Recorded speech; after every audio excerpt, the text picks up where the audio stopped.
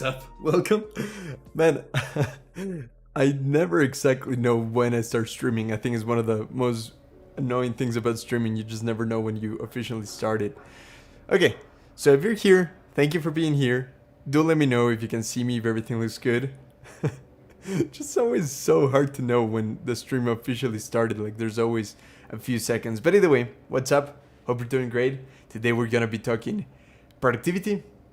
As per usual, we're gonna be talking, answering your questions, anything that you might be wondering or struggling with. I'm always happy to talk about those things. And yeah, I think the music should be fine. If I need it, I'll put it back on. Hair is crazy. I even showered today. Man, it's just so hard to tie it in there. It's getting ridiculous. Either way, I do have a poll right now in the chat. And I want to know, what operating system are you currently using? And of course, the three big ones. There are more, believe it or not, there are more. But like the three big ones, of course, are Windows, Mac, Linux. Or the fourth option is more than one if you use more than one. Maybe you have a laptop, maybe you use one in the office, one at home, anything like that. I'd love to know. There's been quite a few big changes in both big operating systems right now, Windows and Linux. And yeah, I always love to know like and discuss this kind of stuff because I recently changed to Windows. And I always loved Mac, to be honest, but I also use Linux. So like, I have my love-hate relationship with each one of them. Right now in Windows, there's definitely some annoying things, but like, it's not bad at all. I mean, not as bad as I thought, to be honest. Hey, what's up, LMADLH? Great having you here. Thank you for being here. I had Windows Phone, but it's not so accurate anymore. So which one do you have? Because yeah, I am aware that there were some Windows phones. Yeah, I mean, I never had one, so I'm not super familiar, but yeah, I've seen them. There's a lot of tablets as well, if I'm not wrong. Which one is it, the one that he had? I'll love to check it out, I just have no idea. Lumia 950. Let's check it out. Scene 2? Scene 2? There we go, it worked. Lumia, oh, my face is in the middle of everything. There we go. Lumia 950. Which one is this? Okay, it does look cool. Yeah, I never used one of these.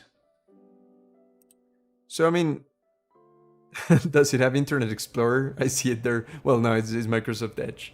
That makes sense. Yeah, I don't know. Are they good? You said that is not so accurate anymore. Yeah. Yeah, I don't know when this phone was released. It looks slightly oldish, but it doesn't look bad at all, to be honest. Hey, what's up? Good having you here, man. Appreciate the support as always. I have a Surface Pro 3. Okay, let me check that one out. That's the tablet, right? The Windows tablet. Surface Pro 3. Oh, okay, that one looks really cool. So, it is like... Wow, yeah, that one looks cool. Ah, okay, no, that's the laptop? Is it part laptop, part tablet? Maybe I saw the wrong one. No, it's this one, okay. Yeah, I just got trolled by the ads in here. Yeah, that's not it. This one. So it is like a tablet with a keyboard, kind of a hybrid between a tablet and a laptop. My one is a Lenovo. So I have this one, Camera 1. There we go. Yeah, so I have this one. Is it off? Yeah, it is off. And what's interesting about this one is it's one of those that kind of bends backwards. It's kind of like a little novelty and nice to have, but honestly, I can count with fingers in one hand the times that I've ever bent it this way for actually using it this way. Like the main thing about a laptop for me is being able to use the keyboard. So if you're like this, I mean, I do have a pen. Let me see if I have it somewhere. It's quite interesting. Camera 2. There we go. Yeah, so like it is like this, as you can see. Oh wait, right now it's in night mode. There we go, wait. Yeah, there we go. So it goes like that. Let me see if I find the pen real quick because it is quite cool. It is a cool pen. Oh man, I haven't used it in a while. I have no idea where I left it. Yeah, I don't know where the pen is, to be honest. But it is pretty nice to be able to bend it this way. A nice to have. Again, I don't think it's an essential thing, but it is pretty cool. So yeah, I don't know where the pen is. Oh, maybe it might be here. Give me a second. Let's see if we find it. If I don't find it, great. That's okay.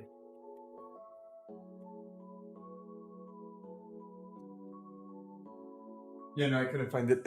It must be in the other room. Never mind. But yeah, nice. So you said it's a tablet. Camera one. My Surface is very handy in the train. Kids can play on it. Okay, I have Obsidian and it's very nice to work with. Oh, nice. Yeah, definitely. Yeah, Obsidian should work in there, shouldn't it? It's pretty cool. Yeah, I never use Obsidian on a tablet, to be honest. I don't have a tablet. I mean, this is as close as it gets to a tablet, but it's a laptop. So that's pretty interesting. Yeah, I never been able to try Obsidian in a tablet. It must be cool. Do you have? Yeah, well, because you have the keyboard in here, that is pretty nice. Oh wait, this covering my face.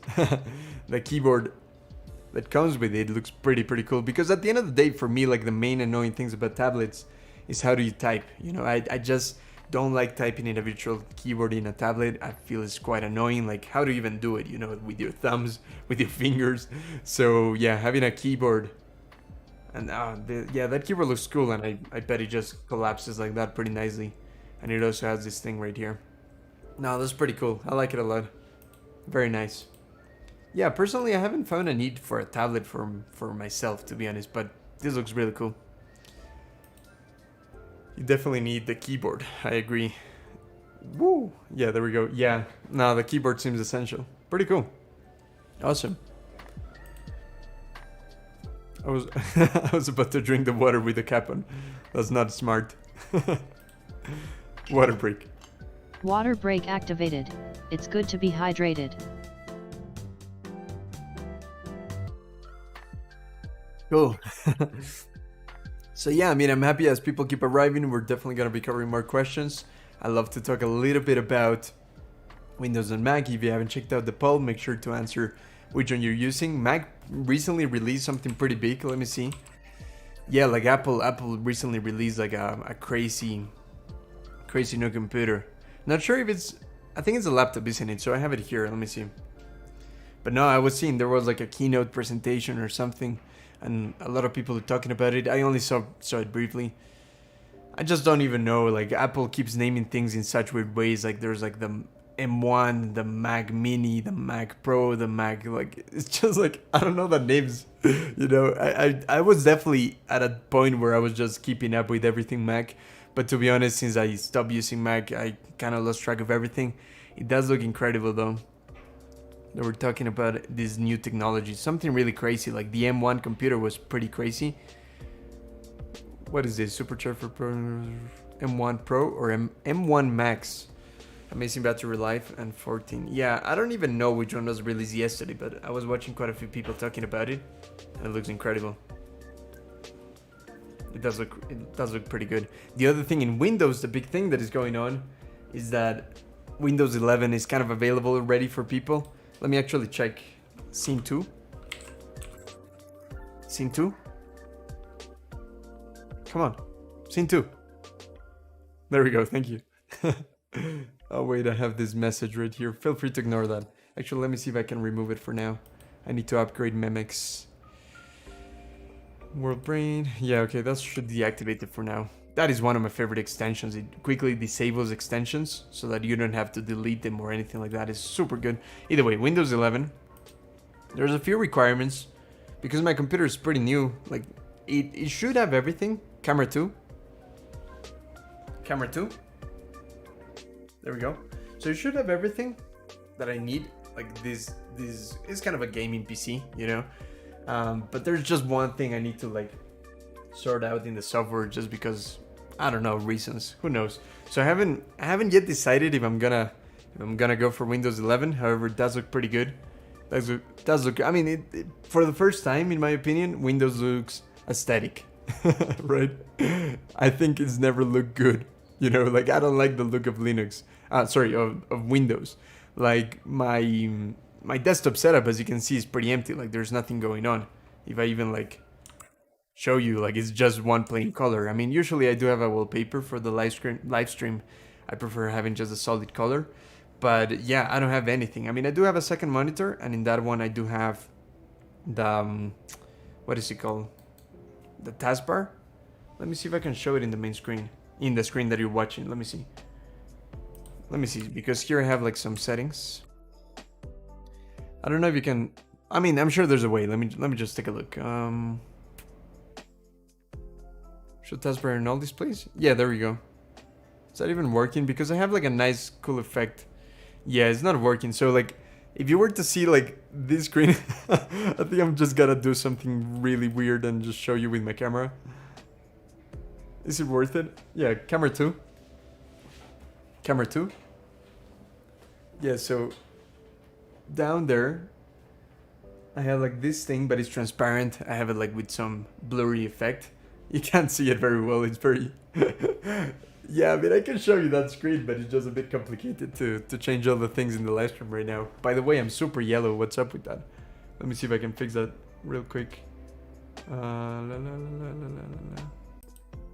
Yeah, I'm super yellow. Let's take a look. If it's a quick fix, I'll fix it now. If not, maybe not now.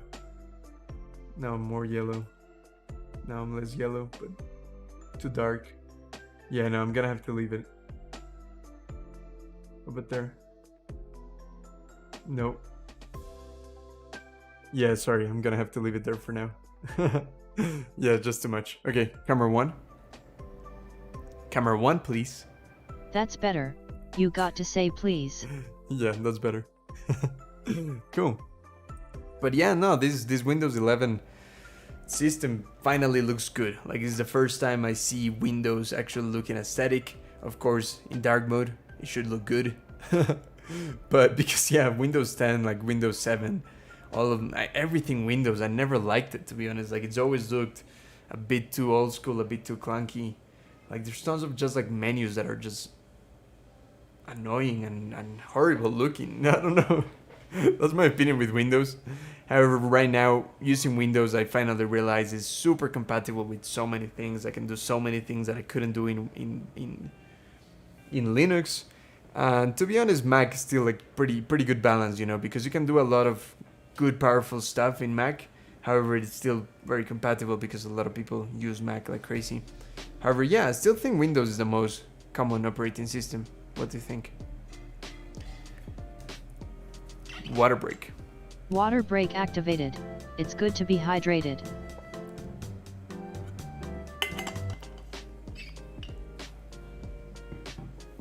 But yeah, so far the poll, we have 80% people in the chat use Windows and 20% Mac. I mean, I always struggle. Like, I'm no longer a fanboy. I just used to be a fanboy of just Mac and then just a fanboy of Linux, and I was just always hating on Windows. But because I use Windows every day now, and since I moved to this new computer, I don't even use my laptop as much as I used to, apart from a couple projects here and there. But yeah, I mean, there's a lot of things I really miss from just using Linux as my main computer. Even a Mac, you know, like the terminal is pretty nice in Mac. The terminal is pretty nice in Linux, whereas in Windows is this clunky thing. Let me show you. Like, look at this. It's horrible looking. Wait, you're not looking at my screen. It's just horrible looking, don't you think? Ugh, so ugly. I do have a way to modify it. Let me see. Oh wait, give me a second. There we go. Okay. Yeah, so I do have a way to modify it with like this thing called Fluent Terminal, which should look a lot better. Wait, PowerShell. Oh no, let me try it again. Yeah, that looks way better. BIFM. Yeah, there you go. And here I can navigate my files. It's nowhere close to... Oh, see, I even already broke things. Nowhere close to how nice it is to do something like that and on Linux. I just love my Linux setup for like whenever I need the terminal and that kind of stuff. But yeah, that's where I'm at. Either way, guys, if you have any questions, anything that you'd like to talk about, any topics, any apps that you, or anything that you are currently struggling with the current apps that you use or anything like that, Obsidian questions, Oxy questions, I'm always happy to answer them. I love interacting with you. Is my favorite format for the live stream. If not, I can definitely show you a couple of things here and there, but I just always like it when I can actually help you more directly, you know? And someone in the poll just said that they use more than one operating system. Let me guess. If you're like me, one of them is probably Linux.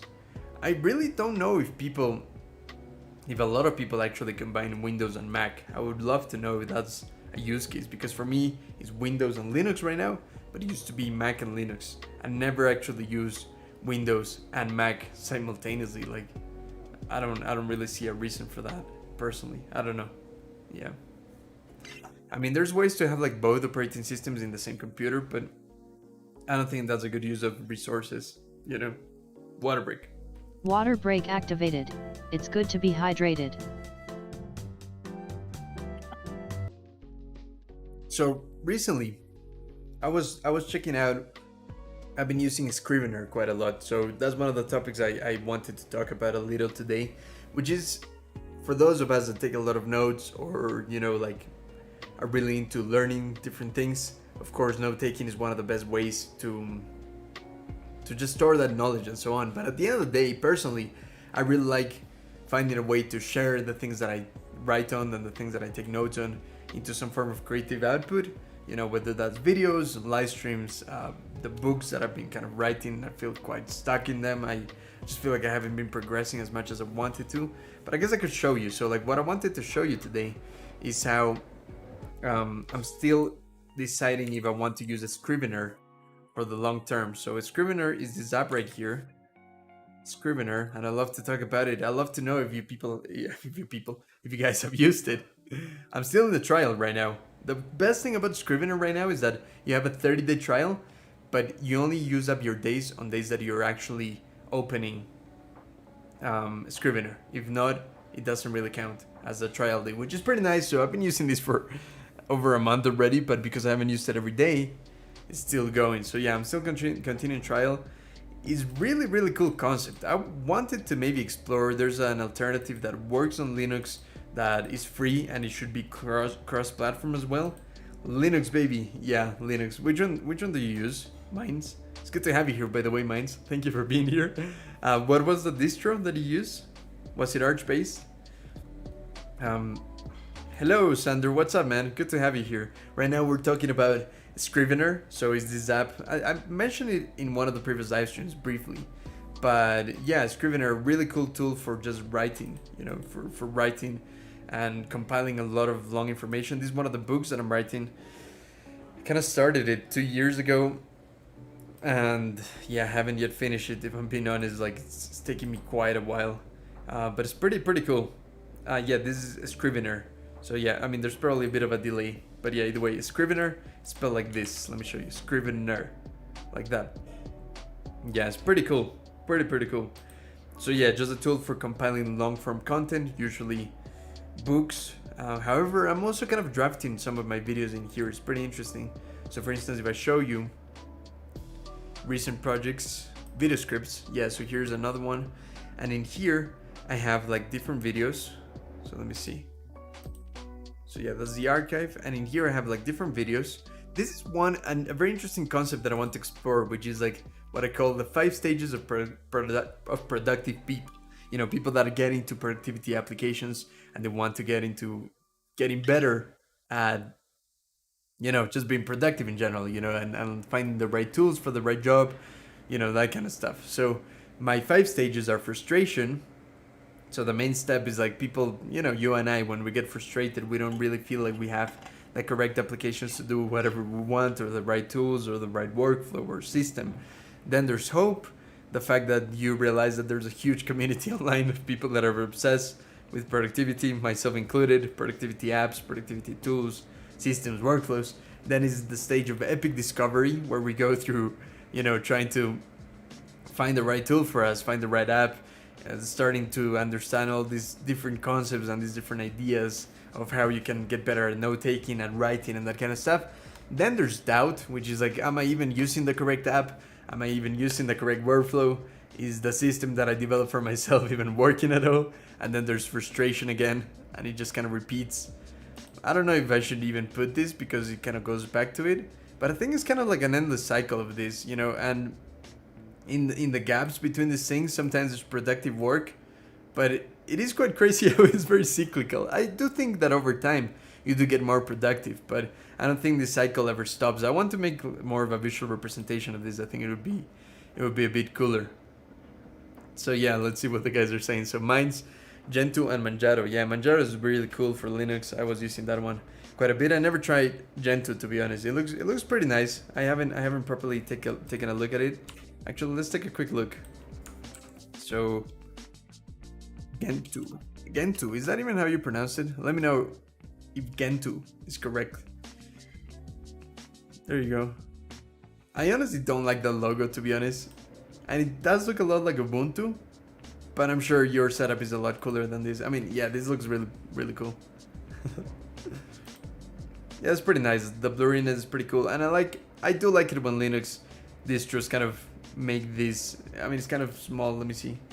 Copy image address. Boom, boom, boom. Yeah, I do like it when Linux has like these nice icons and it looks like Mac. It's pretty nice. I think like these things should always be in the center. I have it like that in my Windows setup. I don't know. I can't even show you because it's in the screen. Let me see if I can figure out a quick way to show you. Let me see. Lower thirds. Screen. I might mess things up, but yeah, I might be able to show you. Studio mode. Okay. Give me 1 second. I want to show you how I have it set up on my Windows setup, but it's just gonna take a little second. No, I'm gonna mess things up. Let's go. Okay, no, I think I got it. Okay. Can you see my other screen now? Yeah, okay, you can see the one where I'm recording everything, right? So this is how I have it set up. Let me just automatically hide. Yeah, there we go. Okay, that's it. Perfect. I don't want it to hide. So that's how I have it. As you can see down here, below, there. You know, like that's where I have my apps, and they're all perfectly centered. And this is also blurry. So if, for instance, if I were to change my wallpaper to the one that I usually have, I just change it to solid colors because it looks better on the stream sometimes. But yeah, as you can see in there, well, I mean that that wallpaper is pretty like solid color, but either way, it makes it blurry, which is pretty cool. So that's Windows 10, and I just do that with something called Raindrop. This one Rain Meter. This one right here. You know, pretty clunky looking, but it's pretty nice because you can have things like that where you can make the taskbar transparent and blurry, which is really cool. I really like that a lot. So yeah, if you're into something like that, definitely check it out. If not, like I was saying, I do think that Windows 11 might look a bit better. Like, to me, aesthetics are really important.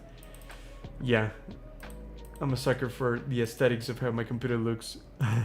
Either way, let's bring it back to the screen. Yeah, there you go. So you should be able to see this now. Yeah, we're back. Cool. Let's see the other questions, the other comments. Hey Roger, thanks for being here. Really appreciate it, man.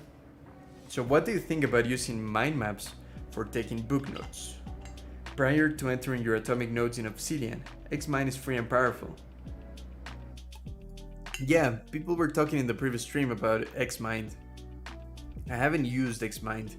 I'm actually a bit undecisive. I don't know how you say that. Wait, sorry, I'm just fixing this real quick. I want to remove the taskbar from down here. You can't see my face, but that's fine. Just give me 1 second. Let me just multiple displays. Yeah, there we go. Okay, back to the topic. Apologies. Yeah, I haven't used Xmind. I've used quite a few others. Oh, no sound? Oh, thanks for letting me know. Wait. Oh, that's so weird. Thanks for letting me know. Let me try to fix it. Let me know if I'm back with the sound. I don't know why that would happen. I can hear it fine. Okay. Thanks, Sander. Yeah, I don't know why that would happen. Clement, what's up? How are you, man? So good to have you here. Really appreciate it. Please fix the audio. So Michael is saying there's a problem with the audio. Audio's gone. Good. Blown. Michael, I think it might just be you. Take a look, please, just to make sure, because yeah, Michael, I think it might be a problem with you because everyone else says we also cannot hear. Okay. That's so weird, guys. Let me try to fix it just in case, because if it is two people having problem with the audio.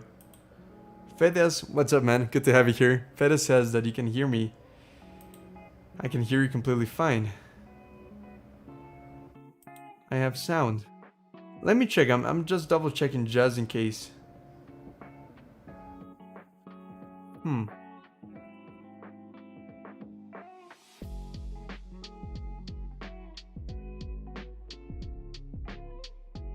So it's two people that can't hear me. I can hear Santi in the music too. Guys, like, so I think it's two people. So it's Ferdi Plap Muis and Michael that can't hear me. But honestly, I don't see any errors on my side. Like, if there's a third person that can confirm that the sound is not working, please let me know. If not, maybe guys try to, like, you know, like the guys that are having trouble, maybe try to close the browser, restart it, maybe restart the computer.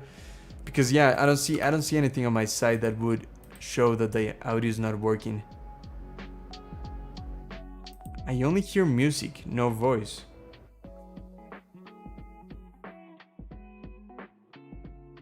Yeah, mine can hear me, okay?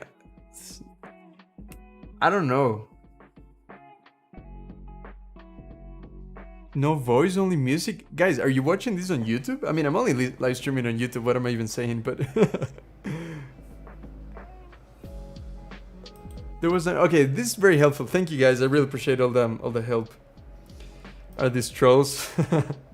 Let's give them the benefit of the doubt. But yeah, I'm just gonna move past the audio. Guys, if those of you that are having trouble... Yeah, because my microphone is working, everything's working. If you guys are having trouble, please try to restart your computer, stuff like that. If I do find a third person having trouble with the audio, you know, please let me know. But if not, guys, like, come on. Like, if you're trolling, don't troll. That's a really lame troll. I hope you're not trolling. I mean, I want to give you the benefit of the doubt. But yeah, either way, thanks to everyone that has said that the audio is working. Really appreciate it. Yeah, okay. Let's move on. Either way. What's up, guys? So, yeah, for those of you that haven't answered the poll yet, there's a poll on, like, the operating system that you use. Seems like most of you are still using Windows, but there's quite a few that are actually using more than one operating system. So if that's you, let me know in the comments which ones are they. Because yeah, we're talking about operating systems and other stuff like that. How are they answering your questions if they can't hear you? Yeah, that's true. What was the main topic today? So yeah, today we're talking about, you know, as always, Q&A. I like keeping it general. So if you have any questions regarding productivity apps, you know, anything that you would like to talk about, I'm always open to different topics. We're talking a little bit about operating systems, and we're talking a little bit about, you know, writing tools such as Scrivener, which is the one that I use for both drafting my videos and also, you know, writing books. So like here I have a book that I've been writing and I really like it. I might even explore another tool. So I'd love to know, what are you guys using for like writing long form content, if that's something that you do, you know?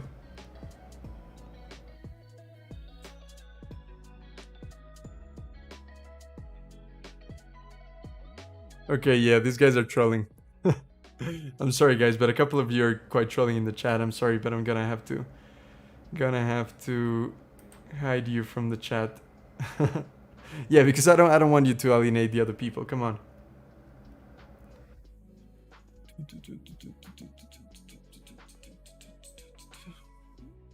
Sorry, for those of you that are here just, you know, chilling and being okay, I apologize. I just have to block a couple of people here.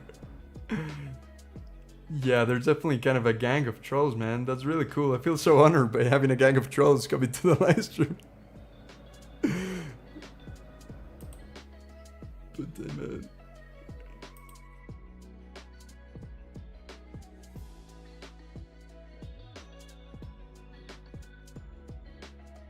Yeah, okay, sorry guys. Let me just take a little second. I just need to block.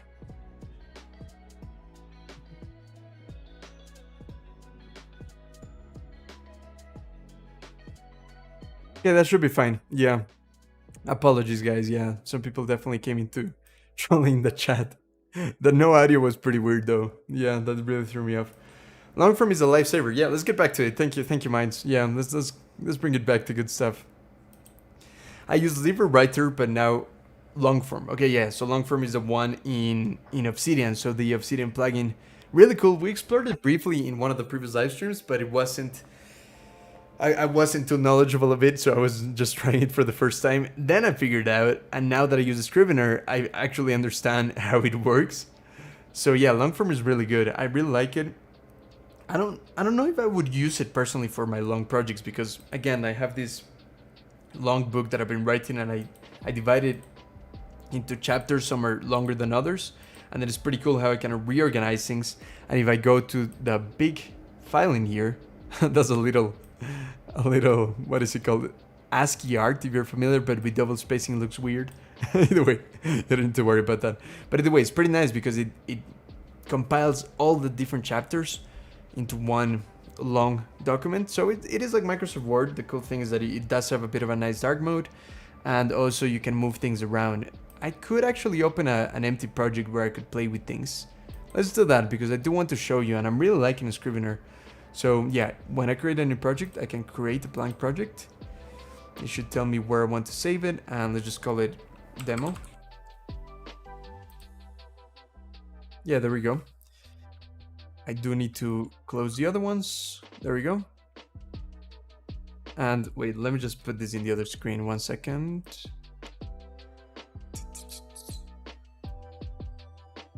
Cool, there we go. Okay, perfect. So yeah, we have like an empty document, right? Like an empty new file. It's pretty cool. And in here we can start creating. As you can see, there's draft. Let me see if I can make it a bit bigger. Maybe not. But yeah, either way, it's really cool because you have like different files on the side. So in here you can add new text file, and you can write whatever you want. So let's just call this chapter 1. Sorry if it's a bit too small. I might try. Yeah, I guess I could try to zoom into different sections if I can. Whoa. Yeah, okay, there you go. No, that's not working with double screens. Sorry, it's just a bit too crazy. Either way, chapter 1, and in here you can start writing. Oops. Yeah, you can start writing, and then you can have different chapters. So let's just call this one chapter 2. But of course, I can rearrange things, which is pretty nice. And then this is chapter 2. And then when you click on draft, you can see that you have either this view where it's kind of like, what do you call it? Like, I don't know, flashcards, index cards, but you can also see it all in document mode.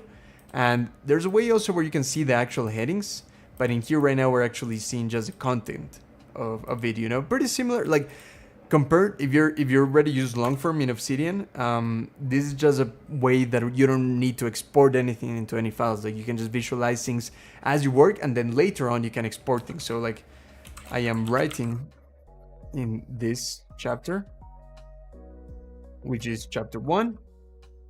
And then when you see the whole thing, you can actually visualize both chapter 1 and chapter 2, and you can make modifications. And whatever you write in here is also going to be reflected on that specific chapter, which of course makes total sense. Yeah, really cool stuff. You can also have this other view where you can see it in outline, and you can put different labels. So for instance, you can put this as a first draft, stuff like that. It's pretty cool. So if you want me to explore Scrivener a bit further, happy to do that. But right now, let's check out what are the comments. What are your thoughts on EMF radiation? So what is that? I'm not familiar, to be honest. Let me Google it real quick. EMF radiation. I can imagine it's related to computers. I'm checking it out. Propagation through space, carrying electromagnetic radiance. Yeah, I'm not familiar with this. Sander, if you can, let me know more information about what is it, because honestly, until I know about it, I honestly have no opinions. Pre-made opinions about it. So yeah, that's my opinion right now. I have no opinions about it. Yeah, so Scrivener seems lame. I don't like to pay for stuff. The reason I even left Sublime Text Donation is fine for me, but paying to get a permanent usage, I'm not sure. I would honestly argue against this, to be honest. Like, okay, I do pay for like services on monthly basis. Like I used to, I made a video about this, like I made a video about like free versus paid, which is in my YouTube channel. I think it's like 3 videos ago. But yeah, I talked a lot about like who who might benefit more from free and open source software, free software, which of course mine's like, if that's what you're into, that's totally okay. But I do believe that software such as Scrivener, or even like, software that you pay on a monthly basis, can definitely be valuable. The thing that I really like about Scrivener, to be honest, is that it's a one-time payment and it's not that expensive in the big scheme of things, like compared to an annual subscription of most things. I believe it's like $40 or $50 one-time payment, and then you can have it on several computers. There's definitely alternatives, but yeah, it might not be for you if you're not into it. Just use Word. Most popular books were written there. Okay, man, I really disagree with this. I think Word is terrible. I think it's a horrible place to write in. Personally, a lot of people might benefit from it. I think the reason why so many authors and many writers use Word is because that's all they know. And if you're an author, it doesn't mean you're necessarily tech savvy or you're willing to learn different tools. Yeah, I personally would advise people against using Microsoft Word, but of course I respect your opinion and I'm happy to debate. My personal opinion, I don't like taking some stuff to the next level. It gets messy, keep it minimal. Yeah, I don't know. I mean, I know where you come. I know what you mean. I personally do think that if you're someone that feels like if you can write a book, or if you can write long form content without things getting messy, if you have a structured way to think about whatever you're writing and you already know the structure of things, you already feel like you can organize it all in one go, then yeah. But personally, my head is a mess. If I'm writing a book, I'd rather write a specific chapter that is in top of my mind, like something I care about right now, then maybe I'll go to a next chapter and then come back to that and then reorganize things and move things around. And personally, for me, the tool that I use motivates me quite a lot to keep doing that thing. So like personally, I find tools like Scrivener and more advanced software that lets me develop these ideas in a dynamic, constructive way. I find it very beneficial, but I understand it might not be for everyone. All the writing software don't help my brainstorm your book and finish it overnight. Just write the text, convert to PDF, then voila. Yeah, I honestly don't feel this as straightforward. I think writing a book is a messy, long process. At least personally for me, it hasn't been as easy as just like write it and export it. It's a long project. Like writing a book is a long task. Personally, I don't know. I mean, I respect what you're saying though. A typewriter is fine. Honestly, I mean, if that's what you're into, that's awesome. I did get to a point where I said, I'm just gonna write in a typewriter. I was gonna buy a typewriter and said, but that was just being hipster, being cool. It's not actually functional. I mean, yeah, it could be functional. Okay, some people, actually, I like the argument of the typewriter because some people do say, especially authors, maybe writing either fiction, novels, or whatever, like they like the idea of like, okay, you write it into paper, you put the ideas out, it feels more romantic way to communicate with or actually to put your thoughts on physical paper.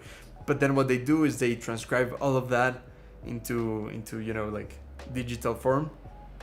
Personally, it's not the type of workflow that works for me, but it is pretty cool. And yeah, at the end of the day, a lot of people just work with the advice of just write, that's it. Personally, I do like it's weird, like for me, like the tools that I use motivate me to write more, because I get pretty drawn and pretty obsessive about learning different systems, learning different applications and software. And ironically, that environment that I'm in, that digital environment in this case, helps me write more, helps me dedicate and build a habit of writing more, makes it more fun for me, more engaging. And yeah, I mean, I just love exploring applications, to be honest. So that for me is a motivation. But yeah, it's not the same for everyone. Yeah, so going back to the radiation, it's about the radiation that our electronic devices emit being potentially harmful. Yeah, I mean, I've heard a little bit about that, but I'm honestly not educated in the topic. And I, even if I Googled it right now, I couldn't be able to form a proper opinion. Yeah, I mean, I am aware of some radiation and I've heard about it a little, but yeah, I'm not super familiar, to be honest. So I don't have much of an opinion there. Yeah, yeah, I really don't know what to make of that. I mean, I do try not to spend too much time on my phone. However, I do watch a lot of YouTube, if I'm being honest, and that's the time that I spend like the most time on my phone. I don't use social media on my phone, to be honest, and yeah, I don't even text that much because I live with my girlfriend. Who am I gonna text with? You know. One of the books that talk kids about called EDM. Yeah, I wasn't in that at first. Yeah, so you were in denial about this radiation, but now that you've done more research, you're more cautious. Yeah, I mean, I'll definitely look into it. I'm honestly not familiar. It can definitely get people paranoid. I don't always know if it's worth to be paranoid about the technology, given that we live in a world that is built on technology. Like everything I do is only thanks to technology. And yeah, to be honest, I do spend quite a bit of time in front of this computer. You know, I do spend a lot of time sat in here. So yeah, you're getting me kind of worried of radiation, but I totally get you. Like, yeah, no, it's definitely good to look after your health in this kind of stuff. No spell check, no copy paste. Ah, yeah, typewriter, no backspace, no spell check, no copy paste. Yeah, like you see, like for me, I do like how some people, and again, for anyone that just came in, we're talking about typewriters and actually using a typewriter for writing a book, for instance, you know. Limitations can definitely enable you to be more creative, to do more, you know, so like the limitations that you set for yourself kind of help you to get the work done rather than, yeah, this is a problem. Like in computers, different apps, you might spend a lot of time trying to find the right tool, and because of that, you're never actually settling on one. You're never actually deciding what application to use because you always have this analysis paralysis of, what if there's a better tool, a better application for what I need, in which case I better find the tool and then later I'll start writing. However, I think it's better to see it from a perspective of, okay, what if instead right now I just start writing with whatever tool I have. I just write whatever I already have in my mind that I want to put out into the world. I write it in whatever app I'm already using, you know? And then you might be able to keep looking for another tool, you know?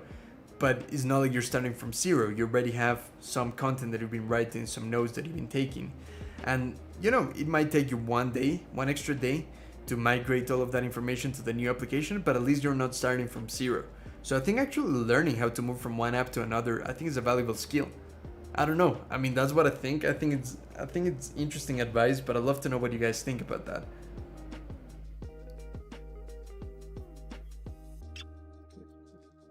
Yeah, what is this book about? Last to Exit Brooklyn. I haven't heard of it. Water break. Water break activated. It's good to be hydrated.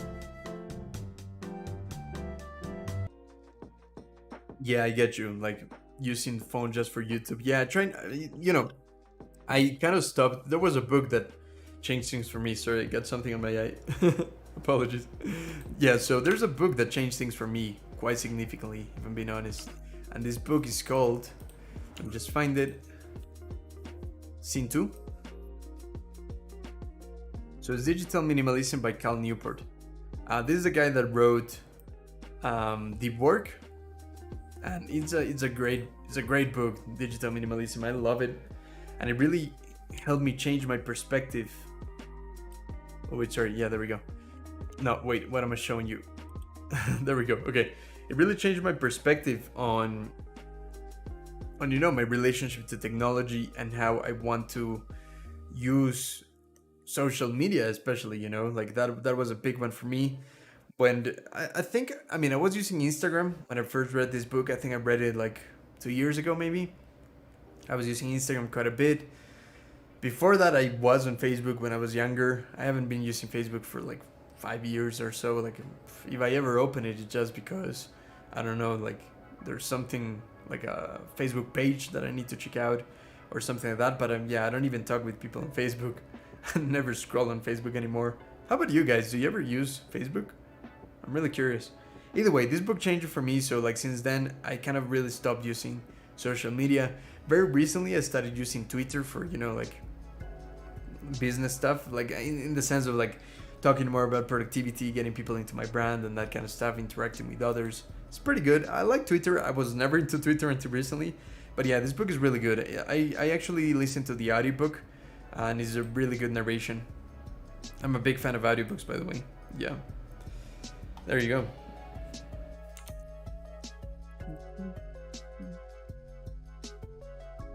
You wouldn't want to become paranoid for sure. Yeah, about the whole radiation thing. But yeah, the point isn't really to avoid radiation altogether, since that's not really practical in this era, but to reduce it. Yeah, no, I mean, I'm up for that, definitely. Like, finding ways to reduce it is the only way to. I don't know much about the topic, so yeah, guys, if you know more about it, please let me know. But like, is the only way to reduce it by using less technology? I mean, that's a big problem, right? Like, I don't feel I waste my time in front of technology that much. A lot of the time that I spend in front of technology is here and is working. You know, like all of my work is done here. I work from home, I work for myself. And if I ever were to get a job, it would be remote because I like working from home, you know, unless, you know, circumstances change. But either way, my biggest problem when it comes to computer, well, by the way, Clement, thank you for being here. Clement is one of the members of the community. If you want to learn more about the community, is in the description. But Clement, thank you for being here, man. Really appreciate it. My biggest problem when it comes to computer versus phone, it happens often to me. The need to have it now. The answer, checking something or capture something. I cannot get rid of this. Okay, no, I know what you mean. I know what you mean. So it's kind of like the fear of missing out, right? FOMO, as they call it. Kind of like, if I don't capture it now, I will forget this information. And it's really tricky to combat that, especially because everyone online, myself included, probably, we're always, especially, you know, people talking a lot about productivity, we're always talking about how usually most of us, when we read something, we watch a video, we learn something, we forget it. You know, we might remember that day, but the day after, it's gone. So a lot of the advice is kind of like, okay, you need to capture this information. You need to capture it somewhere. You need to have a system in which you can have inboxes or like note taking that you can later process and turn into notes, which turn into evergreen notes and all this stuff, right? And even though I do agree that that's a good idea, I also believe it's a very overwhelming way to perceive information, because then how can you tell what information is worth saving and not, you know? And this is something I really struggle with, and I don't necessarily have a perfect answer for you right now. To be honest, I'm not in the habit of processing information. Like, I do save quite a lot of stuff. I do it in my mind. This app that I really like, Scene 2. Open my mind. There you go.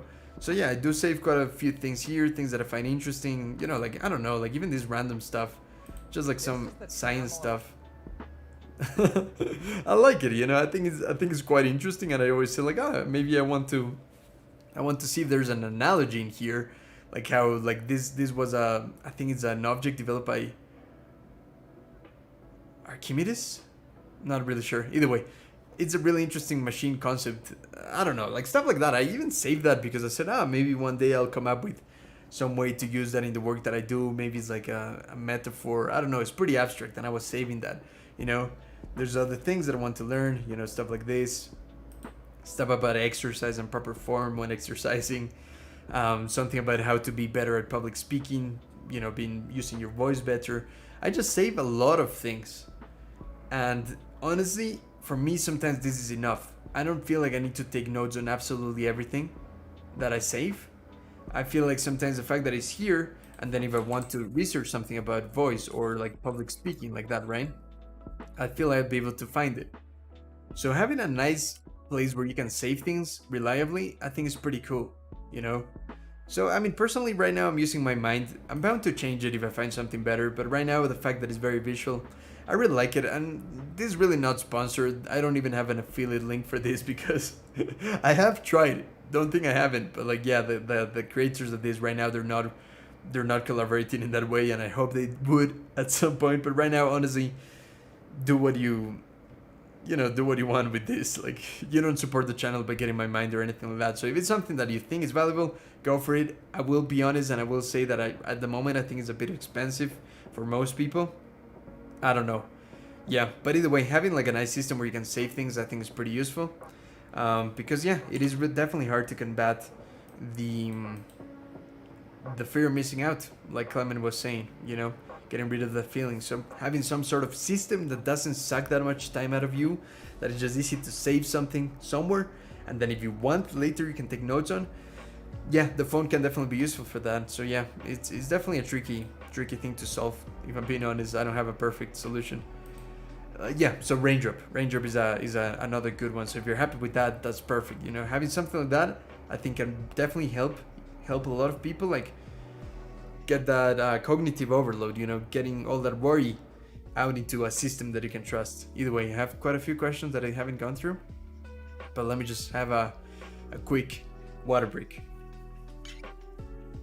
Water break. Water break activated. It's good to be hydrated.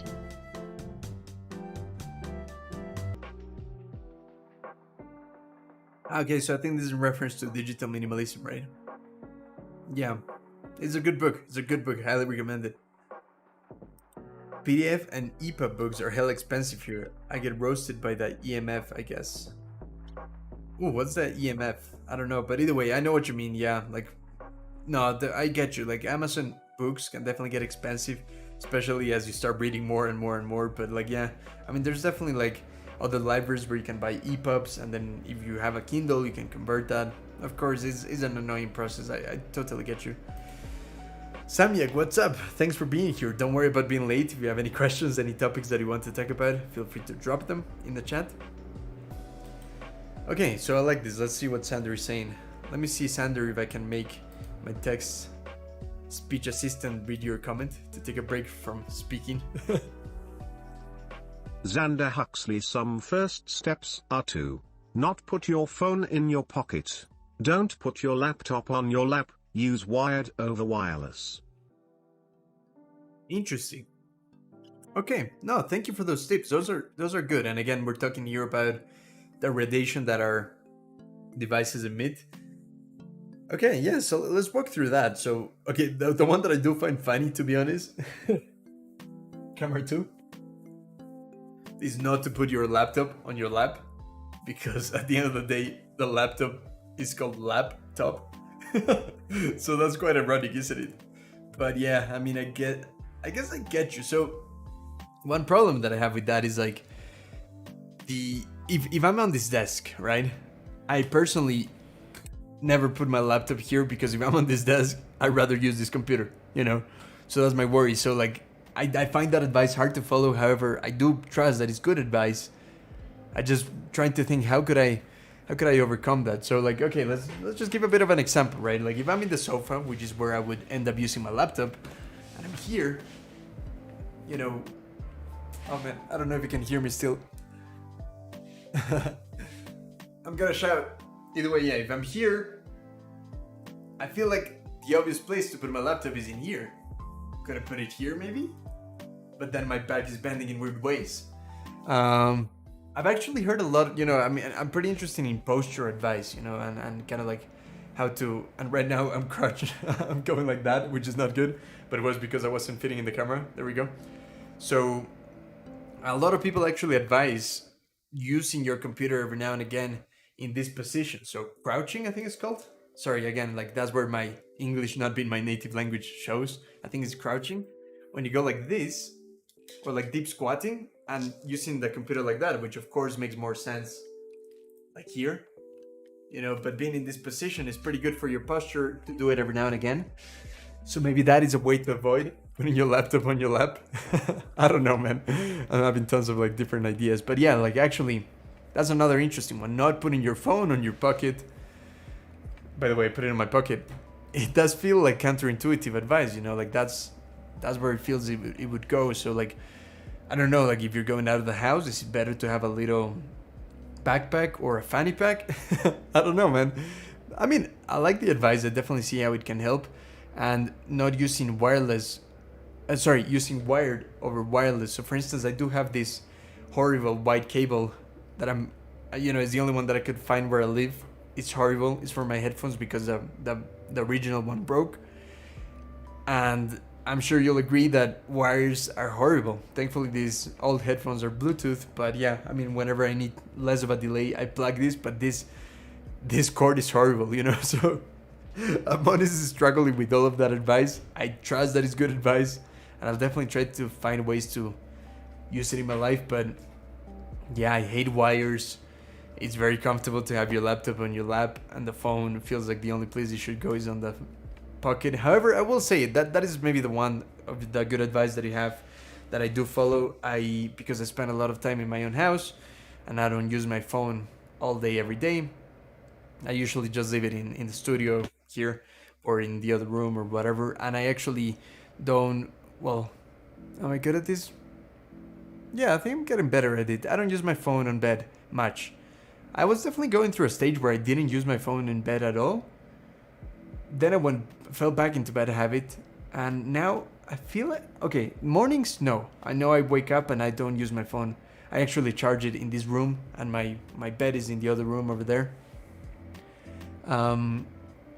Okay, no, I do use the phone at nights, usually for listening to audiobooks. So I try not to watch too many videos or too much stuff. But yeah, I mean, I still gotta work a bit on that. Let's see what else we got. We have some more advice. Let's see. Oh, I'm really behind on the on the comments. Let's see. Another is not to hold your phone too straight to your head when talking on the phone. Huh. So, not having your phone in here? What, is it better to have it like this? And speaker? That's an interesting one. I haven't heard of that one. Yeah, no, that's really good. You know, like the best advice for avoiding radiation is usually free. I like that. Ooh, wow, what a great question, Sam. Yeah, sorry, I just got into it. You wrote that quite a while ago. I'm really behind on the on the chat, but yeah, either way, I'm gonna keep going because you guys have some really cool questions. Where was this one? I kind of lost track of things. Either way, have you found any inspiration for productivity and philosophy from fiction? From fiction? Let me think. So, to be honest with you, I read a lot of non-fiction. I don't read that much fiction in general. However, I am trying to change that, and I'm actually reading the whole of Harry Potter. I'm a huge fan of the films. I love it. I've been a fan for a long time, and I've always postponed reading the books. So now I'm in book 5, The Order of the Phoenix, and I do feel there's some philosophical inspiration there. You know, I mean, I feel like one of the biggest takeaways of Harry Potter as a book that has maybe affected the way that I perceive things is the courage to overcome adversity. You know, something like that. I mean, I'm also reading that relates very heavily with the book that I'm reading, which is Courage is Calling by Ryan Holiday. And I'm reading actually Harry Potter and that book simultaneously, Courage is Calling. And I see a lot of like how courage and like overcoming darkness is something that is very much talked about in Harry Potter. And yeah, that's one that I'm thinking. Let me think if there's another fiction book that has affected. I don't know if it has affected productivity, personally. But again, that's because I don't read that much fiction. I do watch a lot of films though. I studied filmmaking and I love cinema. Yeah, it's incredible. Yeah.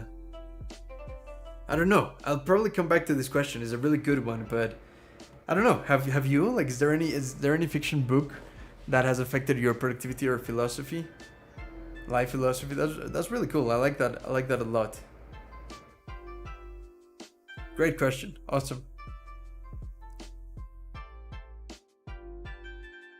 Okay, yeah. Let's read this one by Samyak. Samyak, you're on fire. Very very deep questions. I love it. Let's read this one aloud. Same yak Ladara person in my life is lazy not because he's not hard on himself. It because he's so hard on himself that he thinks once he fails it's irremediable. How to motivate him? Wow. Yeah, so of course, like your relationship to this person kind of dictates how much you can actually influence them. If it's someone that you live with, you know, like family member or partner or something like that, then yeah, I mean, I get you. Like at the end of the day, I feel it's really hard to motivate others.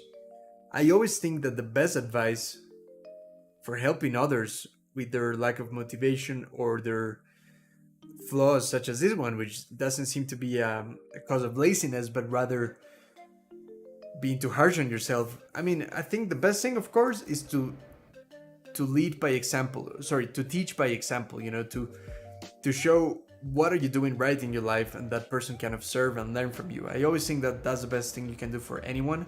You know, just before helping anyone else, make sure that you've helped yourself. I really believe in that advice. I mean, I'm sure you're doing the good work. Like you seem very aware and self-conscious about your own progress in life and stuff like that. But honestly, if there's anything else that I can advise for this person, seems like they really lack self-compassion. Like they're demanding too much from themselves. So I highly recommend this book. This book has really changed the way that I perceive myself quite heavily. And it does look like a girly cover. It is a really good book, self-compassion book. I think it's called by Kristen Neff. Yeah, okay, so don't let the cover fool you. It looks very girly, but it's just an incredible book. It's an incredible book, and I highly recommend it. You know, I don't think it's made just for women. I feel like self-compassion is always portrayed as something that only women should have.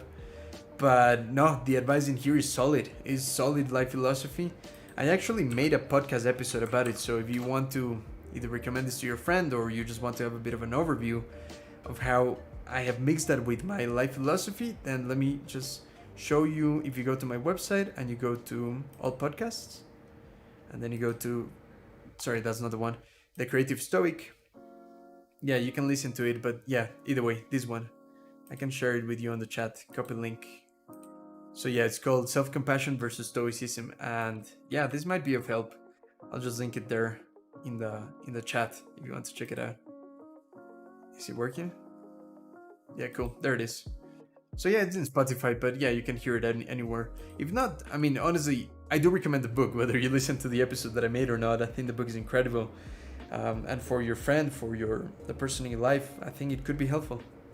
So yeah, check that out if you think that's useful. It's fully wired though. My AirPods Pro is a daily driver for me, and wireless is too useful. I'm willing to make that compromise for now. I get you, you know, like same for me, like Bluetooth. I mean, these headphones are old. You can see that they're kind of wearing out in here, and I actually started to peel some things off in here. You know, like peel this part off because it was just coming off.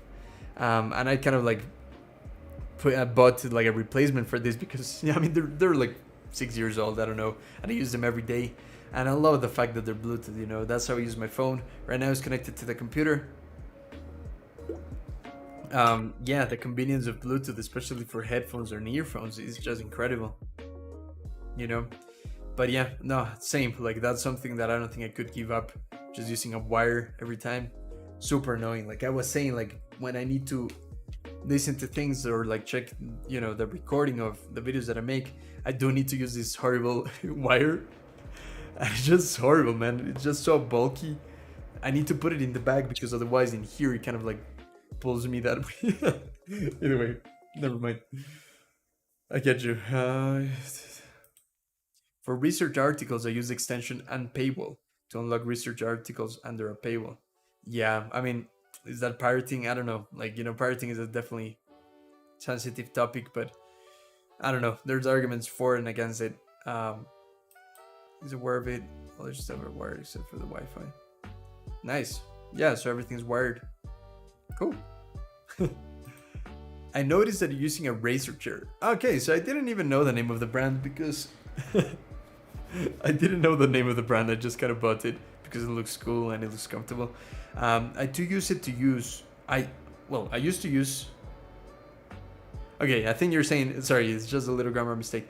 I used to use one that looks exactly like that one, but I would highly recommend getting an office chair. Razer chairs are not built for posture. Yeah, I mean, I don't know. I mean, I know. I think I know what you mean. Like, you know, like. Actually, let's break it down because I think it's a good point. It's interesting because, yeah, I mean, without doing much research, I thought it would be better for posture compared to other things, compared to like some chairs. I know what you mean. Like sometimes it doesn't really. force me to have the best posture. You know, let me show you. So like it does have this nice little thing, and I do find this quite comfortable. It's just a little thingy. You know, like this thing that can slide up and down. I find it quite comfortable, but I don't know, man. Like it's kind of tricky. It's kind of tricky. Like I would agree that I don't know if there's any chair that does the best posture. To be honest, one of the things that helps me with posture, this doesn't apply to anyone else, but in case it does, like for me, like having the hair in the back, you know, like here, doesn't let me put my head back, meaning that I have to go like that. So for me, like being able to make sure that I have my head straight, which in my case, like my hair is an impediment to that, that kind of like helps a lot. I don't know. I mean, I do try to have good posture, but it's always kind of tricky. Yeah, no, either way. I mean, I did spend quite a bit of money in this one, and I don't think I'll be replacing it soon. But yeah, if one day, like, if either I move countries, I have to sell it, I'll definitely try to find one that is like optimized for posture, because that's one of the most important things for me. But yeah, when I switched to an office chair, the difference was night and day. Yeah, I mean, I guess it depends on the chair. Like, I've honestly had really bad experiences with some chairs in the past. I thought this was better. Have you experienced carpal tunnel, and what is the remedy? Yeah, no, I haven't experienced it, to be honest. I mean, in carpal tunnel, like for anyone that's not aware, is like, you know, when your fingers start like not responding as well. I mean, correct me if I'm wrong. I know it's a something that affects the fingers, and more often than not is for like using, I don't know, proper typing technique probably helps. You know, like being able to have your fingers here rather than like this. I don't know, like, well, I mean, one thing that I have heard could affect is actually using a lot of modification keys. So like, let me bring this closer.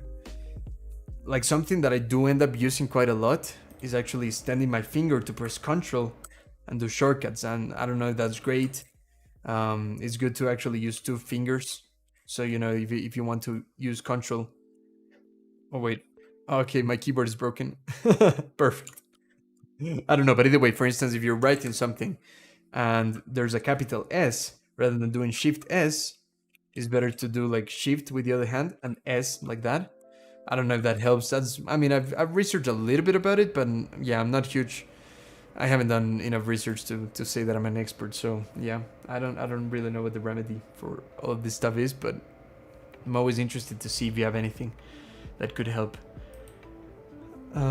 Yeah, we spend a lot of time sitting. Getting a high quality chair that naturally helps your posture is quite important. No, I agree. I mean, I honestly don't think this chair is worse than most chairs. However, yeah, you might be right. It might not be like made for better posture. I think it might be just made to look cool. It does come with a little pillow thingy in here that I don't like, so I removed that because I think that helps me like go like this. And yeah, I mean, one thing that is important is to stretch. For me, standing up, stretching, it is something that I do, not religiously. I wish I did it more, but yeah, I think something like that could really help as well.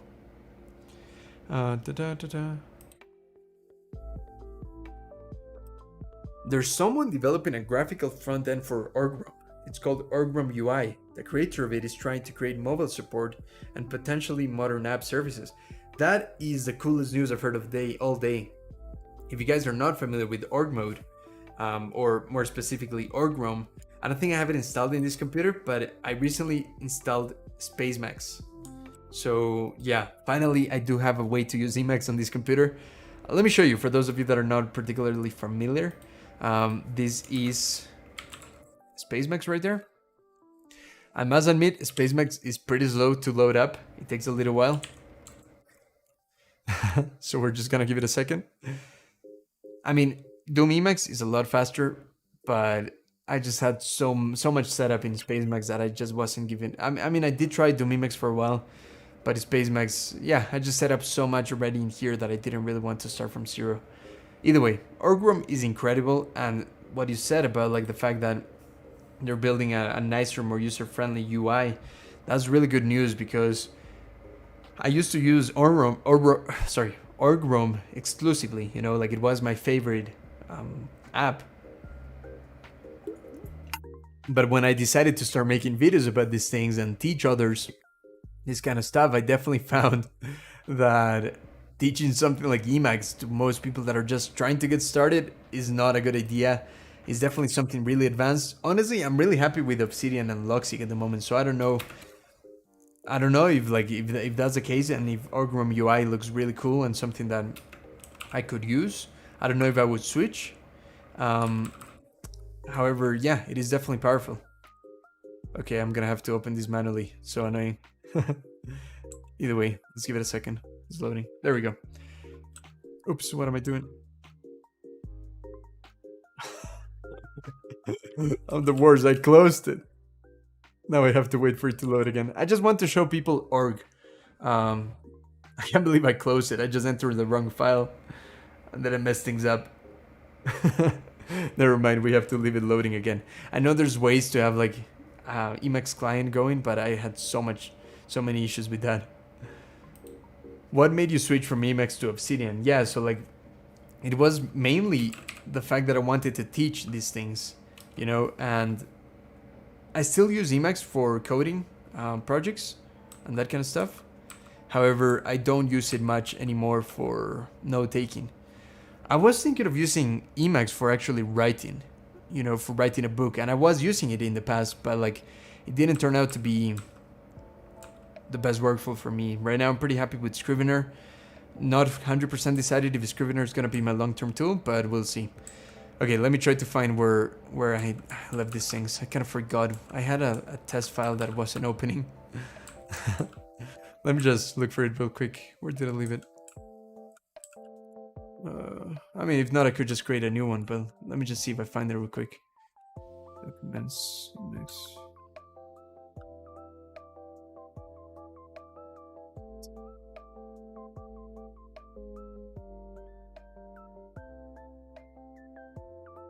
Okay, here it is. Found it. Yeah, I don't know why the bookmark to it didn't work. Did you check out your theme?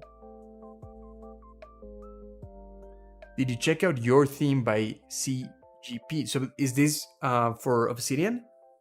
If so, yeah, let me know if it's Obsidian and I'll check it out. And if I forget, please let me know again. Just be like, check out the Obsidian theme. In case I just lose your comment because there's a lot of comments I need to go back to. There's quite a few. Either way, with that said, super excited about that thing that, who was saying, was it Samyak that said the thing about, or was it Sander? The thing about Orgrom. Sorry, yeah, Sander. Let me know if it was you or if it was Samyak. I totally forgot. I'm sorry, but yeah, either way, like here's org mode, and I absolutely love it. I think it's incredible. The fact that you can just do so much stuff in here, like you can collapse things, you can indent things. It's just incredible. I absolutely love it. Such a nice experience to write in, and this is of course with Vim, you know. So you can just like write anything and you can collapse things all with shortcuts. You know, like I'm not touching the mouse at all. And I love this kind of stuff. Either way, if you guys are more interested for me to show you org mode, let me know. I need to kind of change some settings in the computer for it to work optimally. But yeah. Do you think you will upgrade to Windows 11? So when I bought this computer, I said, okay, one of the main reasons that I am using Windows now is because Windows 11 looks promising. It finally doesn't look horrible. But now that I did so much setup on this Windows computer, I'm a bit undecided because there's quite a few things that I worry might not be compatible with Windows 11. Some things that I do in the live stream, even the voice activation thing, camera 2. You know, this kind of stuff, like, will that work in Windows 11? I use an app called Voice Attack, and I don't know if that will work in Windows 11, you know? So, I mean, most things they say are gonna be compatible, but it's kind of hard to tell. So I'm a bit undecided. I need to do more research. I would like to. I just need to be careful not to break a lot of the setup that I already have for what I do, you know, content creation, video recording, and just general stuff. I have a lot of things already set up in this computer, and I do depend on quite a few that I wouldn't like them to break. The creator of Orgrom, Thomas. Really? I thought it was another guy. I forgot his name, but Jarek or something like that. Yeah, I'm not sure, but either way. Okay, let me see. I skipped quite a few comments. Let me see. Yeah, no, I mean, honestly, if you're happy with your current setup, it might not be worth changing to Emacs, but yeah, I mean, it's up to you. It could be cool though, like that org or Chrome UI. I love this quote. What do we stand for? Life before death, strength before weakness, journey before destination. That's a really cool quote. I'm gonna save that. That's so cool. Thanks, Samyak, for sharing that. That's really, really nice. Very poetic. Life before death, strength before weakness, journey before destination. Yeah, pretty cool. I like that a lot. Let me just... Okay, there we go. Perfect. I'm gonna save that. That's really cool. I'll organize things later properly, but here I have my obsidian and I'm just pasting things. Let me just make sure that I know who said it. There we go. So yeah, in here I just save things like live chat.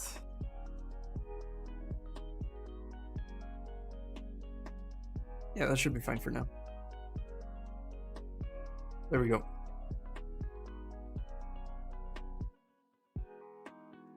Cool. What else we got? Really cool quote though. Thank you for sharing that. That's really nice.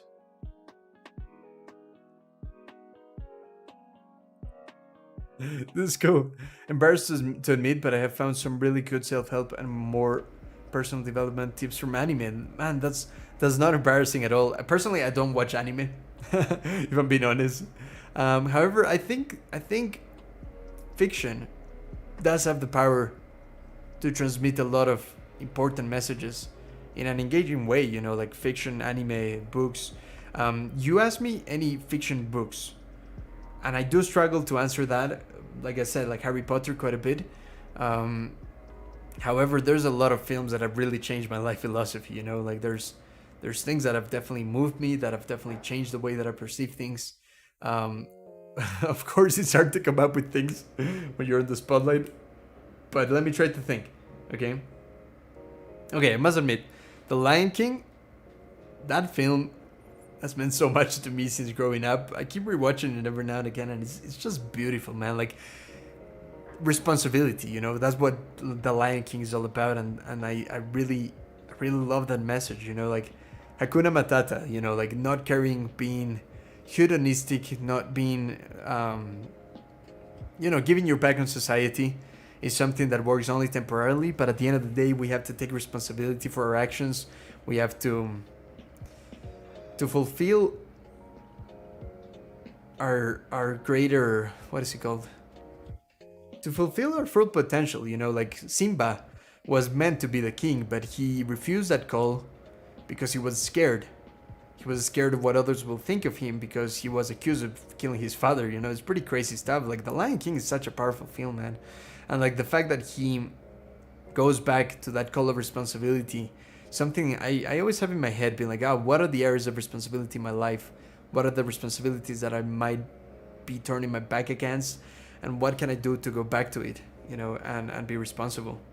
So yeah, I can definitely come up with more films if you want me to, because films have definitely impacted the way that I think and feel about life. So has music, to be honest. There's a few lyrics, you know, of songs that have really impacted me. There's one by this band called Need to Breathe, and the lyric says, "In my weakness, I am strong," you know.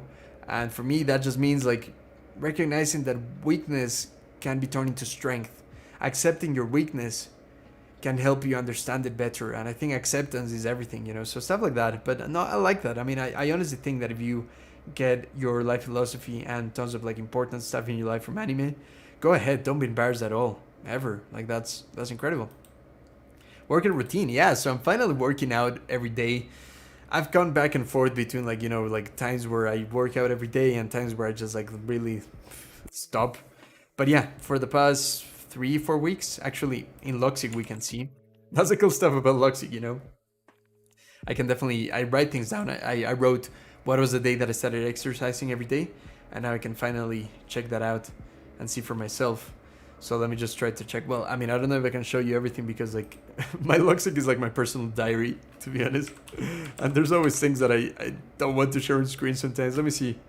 Okay, yeah, this one I could show you. So exercise. Second day of the gym. Okay, so the first day of the gym was the 20th. So that has been 20th of September. Yeah, so tomorrow is going to be a month exercising every day. So yeah, I mean, thankfully the building where I live has a gym downstairs. So for me, not having to travel somewhere or reducing the friction in the habit of working out is really important. So the fact that there's a gym downstairs is not perfect. It lacks quite a few things, but yeah, I mean, I do crunches. I do. There's this machine, like for like the weights like that. And what is it called? Barbell? Is that what it's called? Like I work the forearms like by moving the bar like this. I don't know. Like I'm not a big weights person. Like I've never been, but I'm starting to use weights a little bit more. I do want to improve my physical strength. But honestly, like my favorite things and something I did today a little is handstands. I can do front flips. I'm still working my whole life. It feels like I'm still working on backflips. I've been able to do like very dirty backflips, but like yeah, I definitely want to work on backflips. Handstands, I'm kind of my balance is not great, but I can work on my hands a little. My balance is the part that is lacking. Front handsprings, I love that stuff. Like I've done a little bit of parkour, not very intensively, but yeah, I can do some parkour stuff. And wall flips. I've been able to do wall flips. Like you run into a wall. Like for me, that's the optimal exercise. Honestly, if I can find a gym close by where I can practice that, that'd be incredible. But for the time being, like right now, I'm doing weights and that kind of stuff. So yeah, I don't know, like dumbbells going like that, opening like this, like yeah, either way. That's the idea. That's not the name of the brand. The type of the chair is a racer chair. Okay, I didn't know. I didn't know. Oh, Red Smith. Oh, that's so cool. Yeah, sorry that the schedule doesn't line up with yours, but like, hope you have a great day and a great working day. And by the way, I'm going back and forth between some chat messages. I might be able to come back to yours if I haven't already, okay? But right now I scroll all the way down. Have you read Make Time? I would say that it is a more action-oriented book than most productivity, but a lot more helpful tips and tricks. I haven't checked it out, but let's check it out and let's add it to my list. Thank you for the awesome recommendation. So it's called Make Time. Make Time, how to focus on what matters every day. Yeah, I haven't read this book. That's really cool. Okay, Make Time. So I'm gonna save it on my list of books to read. There we go. So books to read. Perfect. Yeah, I'll check it out. Make Time. Let me see. Water break. Water break activated. It's good to be hydrated.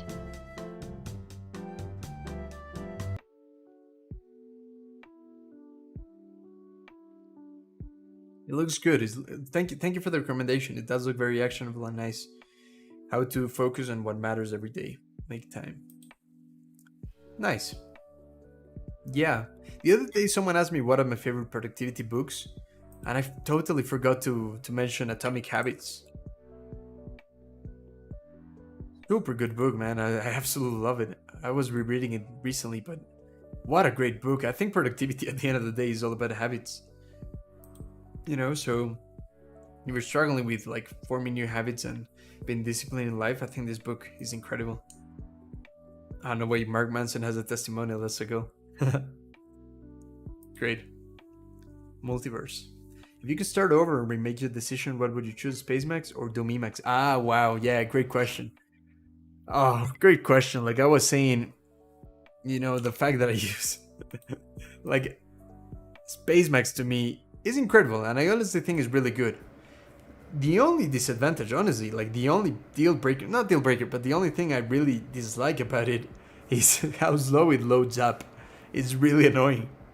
And there's ways to combat it. So yeah, honestly, if I were to get started with it right now, I would probably go for Doom Emacs. But yeah, I'm just super used to a Spacemax at this point, and I just have so much configuration going on that yeah, I don't think it would be a good idea for me to move to Doom Emacs. I used Doom Emacs for like 2 months recently just to really compare because I never used it before. But yeah, no, I mean, Doom Emacs is super fast, and it does have some things that are pretty nice about it, So maybe Doom Emacs. However, I don't think it's a bad idea to. Why is this not working? Either way, I don't think it's a bad idea to use Spacemax. It's pretty cool too.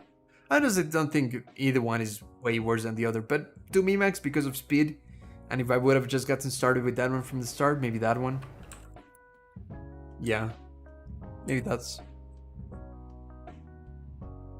There we go. Okay, finally getting this. Man, I just love the fact how you can just like create these headings all with shortcuts. Can I show you my shortcuts? Let me see. Press.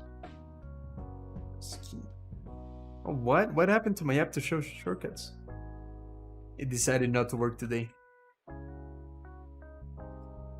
That's ridiculous. It always happens on stream. Right now, the app that I use to show my my shortcuts is not working. But either way, never mind. Yeah, I've seen people talk about how much faster the Memax is. Yeah, it is true. Yeah, it is true that it's way faster. Gotta go to get some assignments done. Yeah, don't worry, I got you. Thank you so much, Minds, for being here. As always, it's a pleasure having you here. Best of luck with your work. Cool. Okay, so we can scroll down. Sorry, we can scroll up to some of the questions before that I didn't answer. From a fiction book, an example I gave. Not the same. Ah, the quote that you told me earlier. That's really cool. Ah, okay, so it's not the same person that created Orgrim. Okay, nice. Can you test the compatibility in Windows Virtual Machine? Yeah, I guess I could. To be honest, virtual machines is something I've always been kind of like not wanting to do. Like whenever I installed my Linux setup, I just always install it properly. Like I never really liked the idea of virtual machines because it just takes resources. And it's just a lot of like cleanup to do later when you want to delete it. I mean, you could run it for a flash memory, couldn't you? So, yeah, I would have to do some research. Maybe it's a good idea. Thanks for the suggestion. I always dread the idea of doing virtual machines. It just feels like annoying. And especially in Windows, I'm not familiar how to do it. In Linux, I know how to do it, but yeah, maybe it's a good idea. Ah, yeah, so back to this. I almost forgot. It's a theme journaling system that we talked about in the previous stream. Ah, okay. Yeah, I did check it out briefly. I mean, I wasn't a huge fan, to be honest. I just checked the website. I saw what it was about. I didn't see anything revolutionary. But yeah, I might just have to look further into it. Yeah, I mean, did I check the video? No, I saved the video. I didn't check the video. I'm sorry. I'm sorry, I didn't check it. Do you use it a lot? Do you like it? Shubham, love your content. Recently came across your channel searching for Obsidian. Shubham, thank you for being here. Really appreciate it. It's so nice of you. I really appreciate it, man. It's so cool. Let me just check these.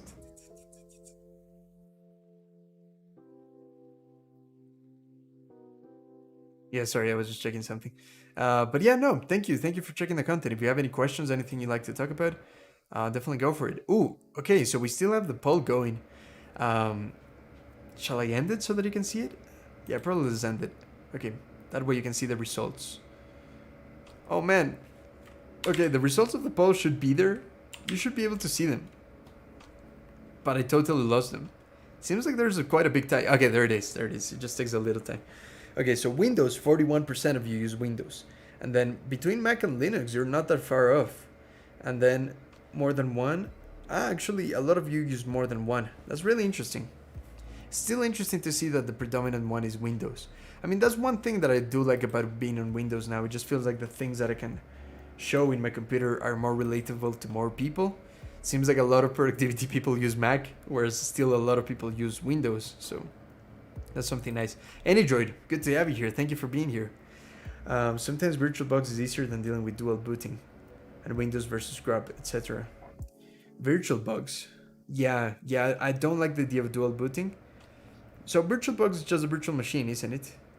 Yeah, I definitely need to research it more, to be honest, if I were to try that.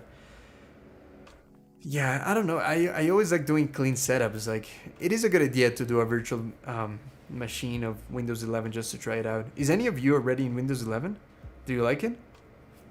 I'd love to know your opinion on that, or any videos that you might suggest on like if it's worth or not. Because there is, let me see if I find it real quick. Let me see if I find an image to show you. Nah, yeah, I can't find it quickly. But either way, I mean, Windows, they say that there's a cores. Like, you know how people were saying that every other update of Windows, one is good, one is bad, one is good, one is bad. Windows 10 was good, and some people say that Windows 11, if they follow the tradition, will be bad, but maybe they might be breaking the tradition, hopefully. With no problems with Windows 11, that's so cool. Really? You haven't had any issues at all? Oh man, that's exciting. Yeah, I mean, I would definitely like to move. Works so fast. Oh man, that's encouraging. Thank you for letting me know that it's working for you. Haven't felt the need to change it. Yeah, that's the thing, you know, like, I personally don't think Windows 10 is nice at all, but I do depend on a lot of things for it to work. You know, like one of the craziest things that I honestly don't know if it would work is like this kind of virtual machine. No, what am I saying? This virtual console of audio that I use a lot for the live stream. I depend quite heavily on it. And if this doesn't work on Windows 11, that'd be so annoying.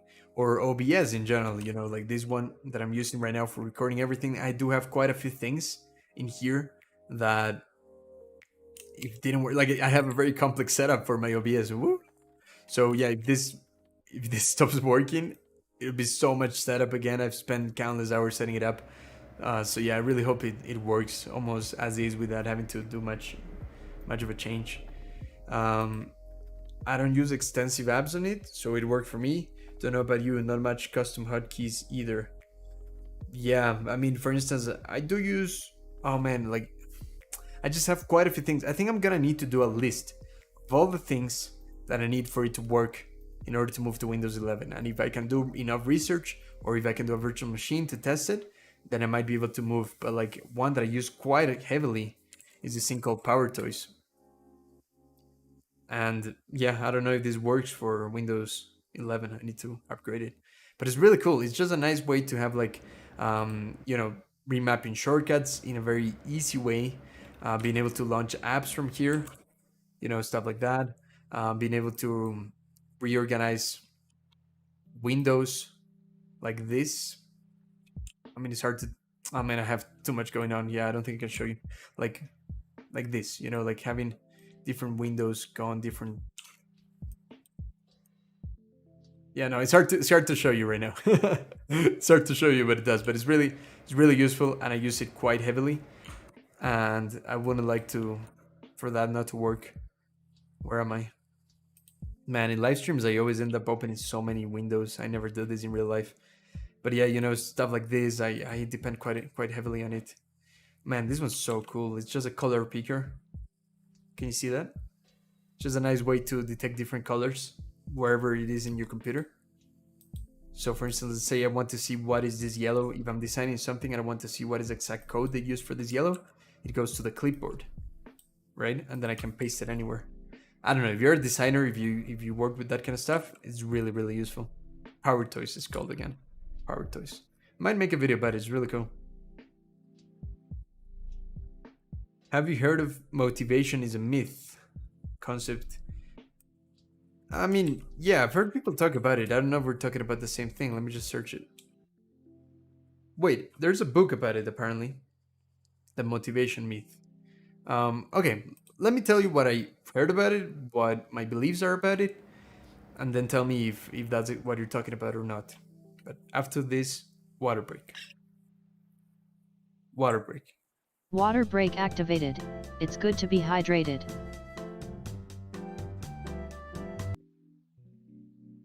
Yeah, so okay, the way that I see this topic, right?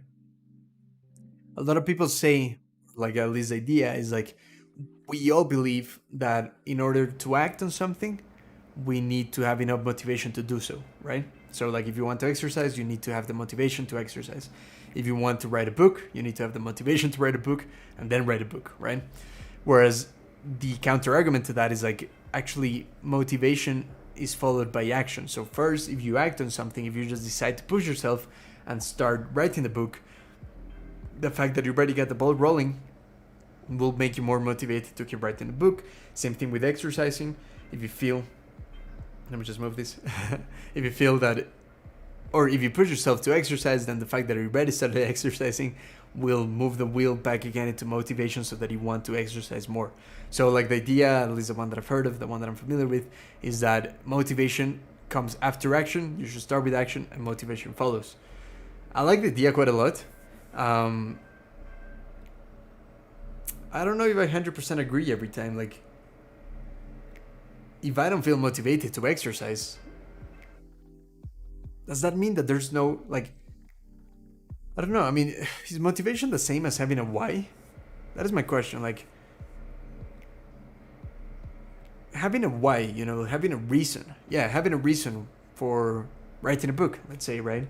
What is the reason? Like, is it for you that you want to have authority? You want to be perceived as an expert, let's say? If that is your why, your reason, is that the same as your motivation? You know, like I'm not 100% sure about that. It's kind of tricky.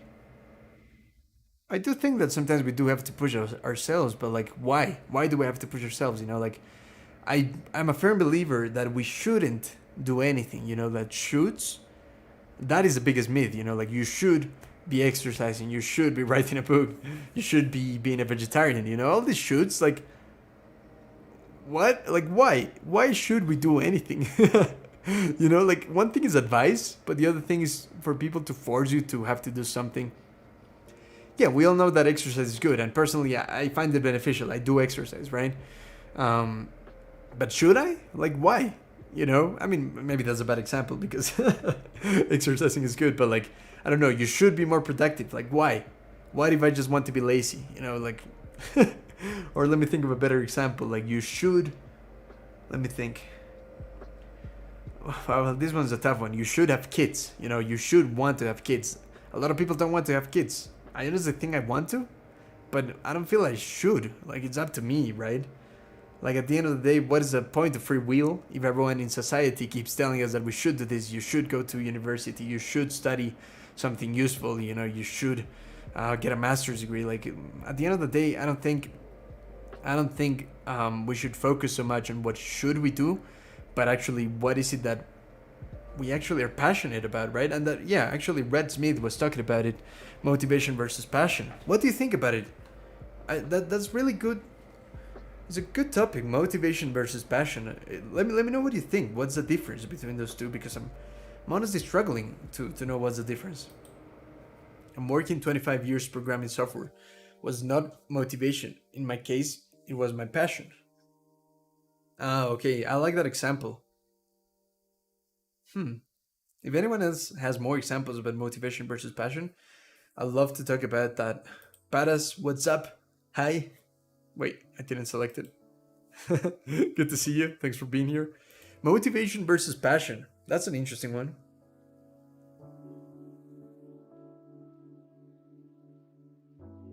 I think passion is something that you enjoy. Something that you do without expectations, or you could do without expectations, is something that fulfills you. Whereas motivation just seems to be like that force that makes you do something. Like, for instance, like, I feel I need some motivation in order to take the trash out. You know, I don't feel motivated to take the trash out. The only motivation is I don't want the trash in the house to overflow. You know. That was a terrible example. If you have better examples, I love to discuss this more. This is really interesting. Okay, let's read this one with the text to speech so that I can rest my voice for a second. Same yak Dartiladar. I think that you should be satisfied at the end of the result. Writing a book, not all of it will be passionate, not all of it would be motivated to do. In the end, are you satisfied? Are you satisfied with the result? Sorry, the text to speech always cuts for some reason. Yeah, okay, so like, okay, this is a bigger discussion of goals, you know, like, should we just push ourselves to fulfill goals, or should we just enjoy the process of things? I believe we should enjoy the process. Like, if you had a goal but later you realize you don't think it's worth suffering for that goal, because, you know, at the end of the day, like, life is about deciding what things are worth suffering for. You know, being a parent, I can imagine. I'm not a parent, but being a father, in my case, it would be something that is worth suffering for. It doesn't seem that enjoyable all the time. It seems like a pain. But if it's suffering that you think is worth, if it's something that you think is worth suffering for, then you should do it. Write in a book. If it's fulfilling enough for you to do it, then yeah, you should push for it. But if you realize that it's not fulfilling, it's just causing you suffering, and it's not worth it, I don't think goals are the higher power that should control things. I'm not a huge believer in goals. Personally, I would love to discuss that more. Like, what do you guys think of goals? Actually, let me do a poll. I want to know what you guys think about this. Are goals good or bad?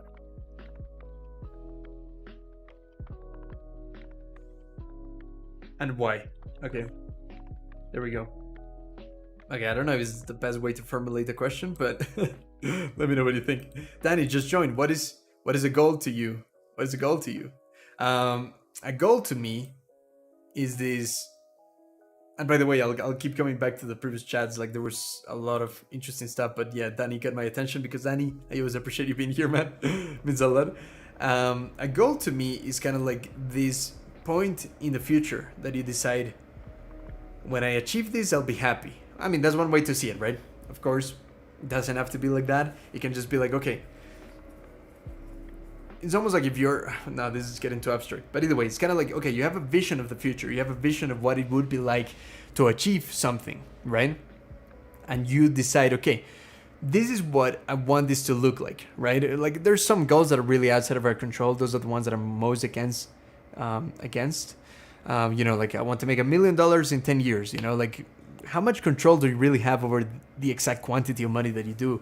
Isn't it better to follow the process of what can I do that is enjoyable for me, that makes money, you know, which is something that I'm kind of really focused on at the moment. Like, I want to be able to sustain myself. I want to be able to pay rent and that kind of stuff. So I try to do it through ways that are fulfilling for me, that give enough value to others, you know, like my online courses, like trying to monetize the way that, you know, this YouTube channel works and that kind of stuff, you know, like trying to find a sponsor, that kind of stuff, you know, all of that. For me, is a way in which I can dedicate more time to my day to day. You know, like I can dedicate more time doing the things that I love without being focused on the goals of the future. I think goals. There's a really good quote. Is it by Naval? Yeah, Naval. I can't pronounce his last name. I always get it wrong. Naval Ranjit. Rambakat. Let me see. Okay, no, I'm sorry. I need to. Ravikant. Naval Ravikant. This is him. Happiness is a contract. There's something about that. Let me see if I find the quote. Desire is a contract you make to be unhappy. Yeah, that's a quote. I think there's another longer one, but either way, that's the idea, right? I do believe that desire is the source of suffering.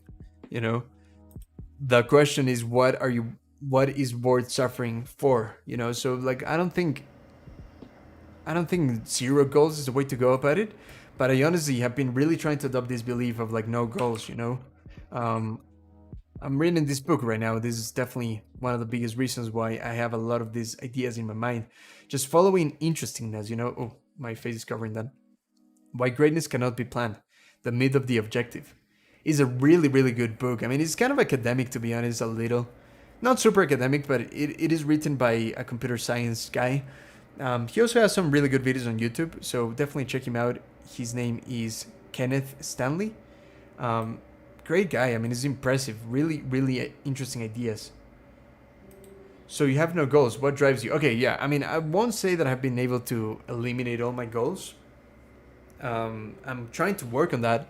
I'm trying to remove a lot of goals. Rather, I mean, I'm making a lot of the arguments of the book, but like, if goals are not the way to go, if goals causes more suffering than good, then what is a better alternative, right?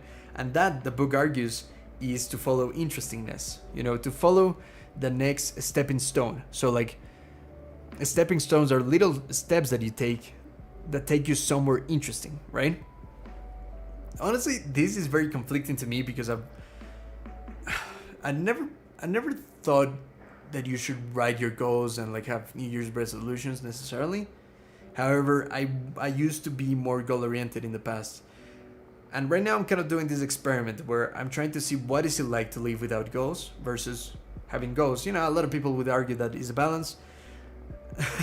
I'm not a huge fan of balance because you can't find truth if you always aim for the middle of things. It's better to make a choice in life on certain things, and then balance comes after that. Either way, so what drives you is interestingness. It's kind of passion. It's kind of like following your curiosity. Whatever you think could be a good stepping stone towards the type of person that you want to be moment to moment, then that can be the driving force that takes you forward, that moves you forward. So, you know, like, if we relate this to productivity, for instance, a lot of people say like, you should only take notes when you know exactly what is the right outcome, or the outcome of this note. But like, I mean, if it's something that interests you and you're excited and you enjoy the process of, then I think you should just do whatever you want all the time. You know, like, don't break the law, don't be dumb, but do the things that you want to do, because isn't that the point of free will? You know, like, it relates to what we were saying earlier. Like, a lot of us are forced by these ideas of you should be doing this, you should go to university, you should be more productive, you should exercise. Do the things that you feel are good for your life. Like, why should we fulfill everyone's expectations all the time? Oh, guys, the chat is going crazy. Habits are more important than goals. Amen. That's incredible. Yeah. Riyadh, I'm sorry if I mispronounced it, but Riyadh, you are so right. I like that a lot. You know, having the habits, the day-to-day actions that you think are worth it in your life. Yes, you could argue that these things are kind of like related to a goal. Yeah, it's a blurred line, but either way, I do agree with that, and that's nice. And I'm full of contradictions. You know, I'm not saying that I have the answer. Yeah. Yeah. So the journal that you were talking about, he says, rather than a goal, choose a theme for the year, and so that you're going in a certain direction, but not suffocated by the words of a goal. Okay, that's really interesting. Yeah, I mean, sorry, I have to check out the journal that he recommended. I do have it written down. But yeah. Let me see what else we got. Yeah, this. So what would you say you're doing when you try to do all your habits? Sounds like a goal.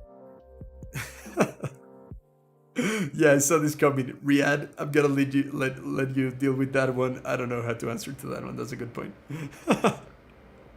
So you have no goals but priorities?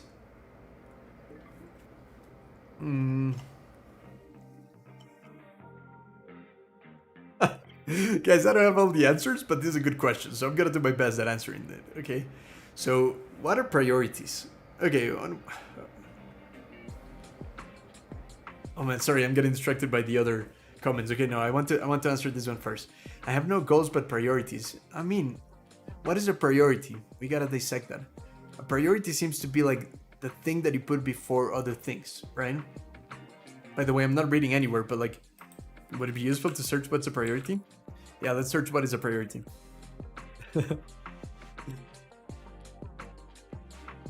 What is a priority? The fact or condition of being regarded or treated as more important. A thing that is regarded as more important than another.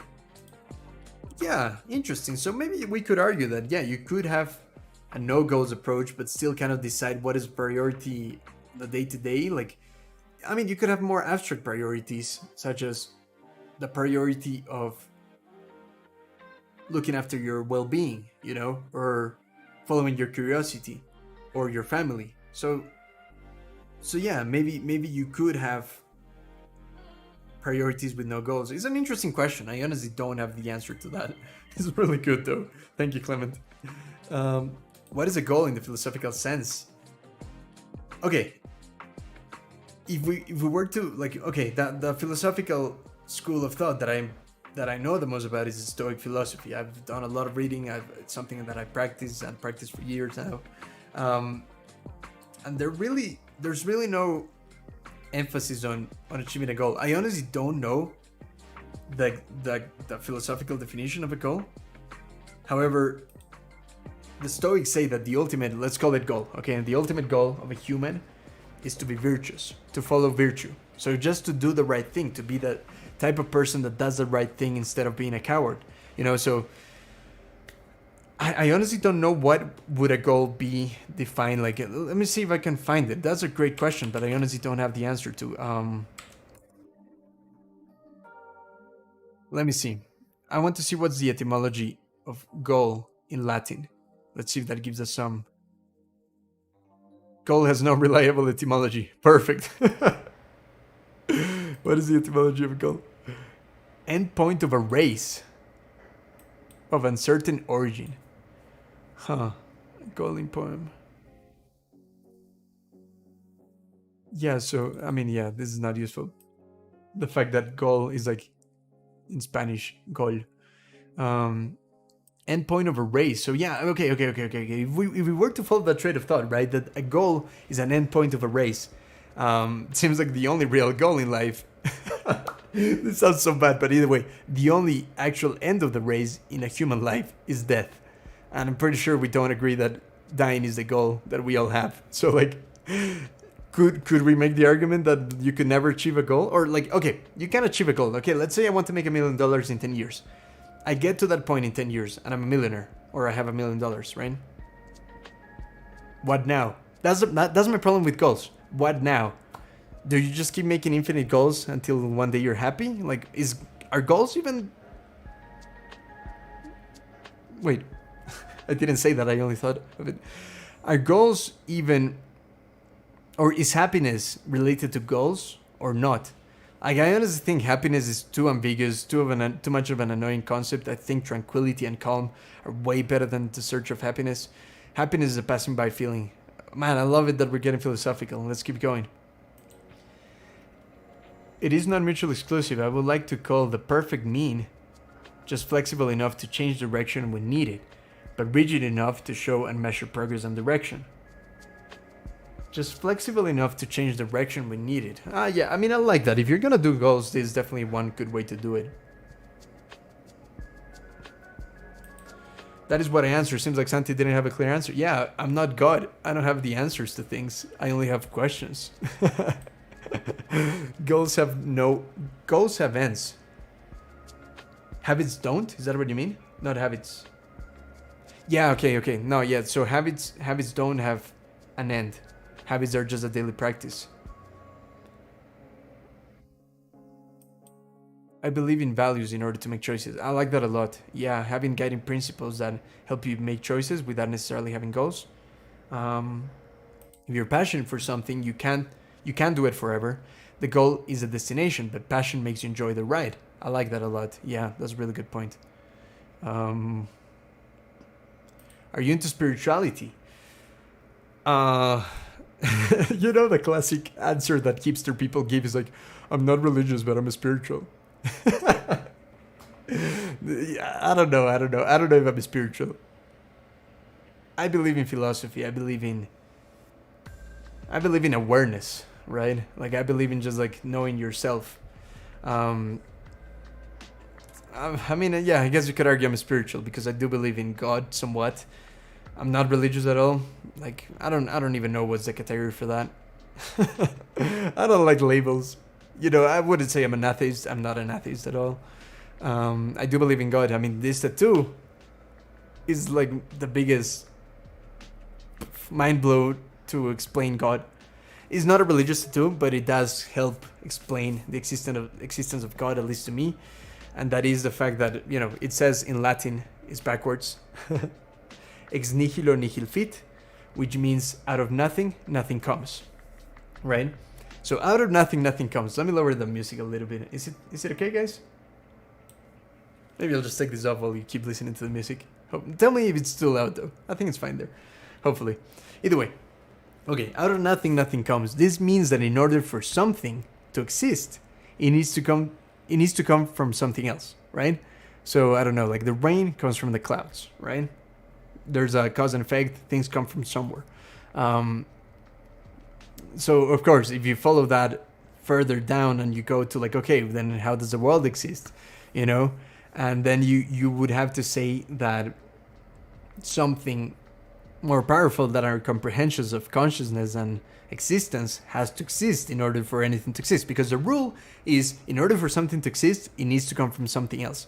Out of nothing, nothing comes. However, there is an exception.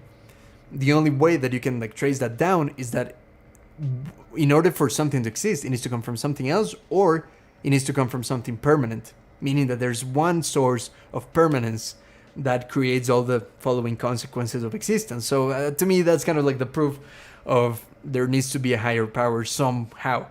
I like to believe a bit as kind of like, it just sounds too hipster to say it like this. I don't really know how to explain it without sounding hipster. I mean, people call it the universe. I don't know.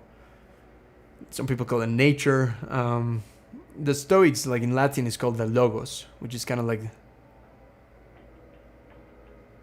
I don't know, matter, the universe, nature, a combination of all of those.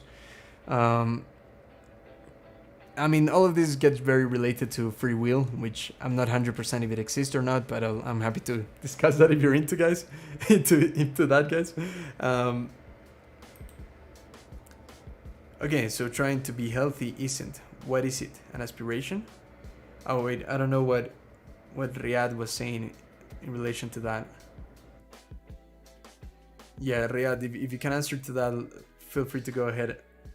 I'm a bit lost with the thread of that conversation, so I'm not 100% sure. Trying to be healthy. Yeah, but okay, so aspiration. Aspiration is an interesting word. I mean, yeah, a lot of these things could be argued like, isn't that technically a goal? I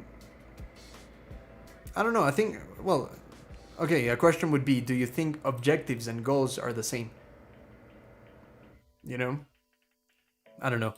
Becomes a Greek chat, philosophy, and we're only 5.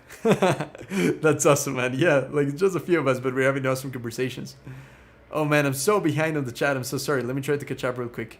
Actually, okay, let me see the ones that have been tagged. Stretch goals, input-oriented goals, output-oriented goals, outcome versus process goals. So much. Be a bit more specific. Input-oriented goals, output-oriented goals, outcome versus process goals. I don't know, man. Like, I just think like goals are over-glorified, and I'm just gonna say that to piss you off a little. I don't have the answer, man. I don't know.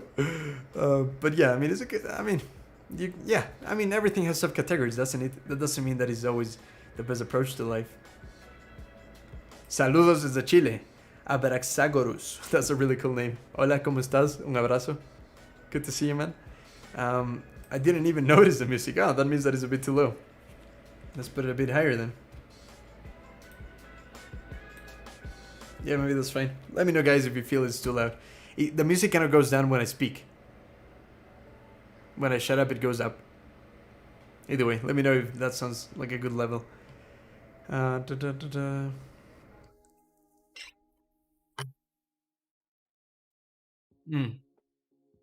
Good point. Religion and true spirituality isn't the same. Yeah, no, I mean, if anything, I really love the definition that this guy, Anthony de Mello,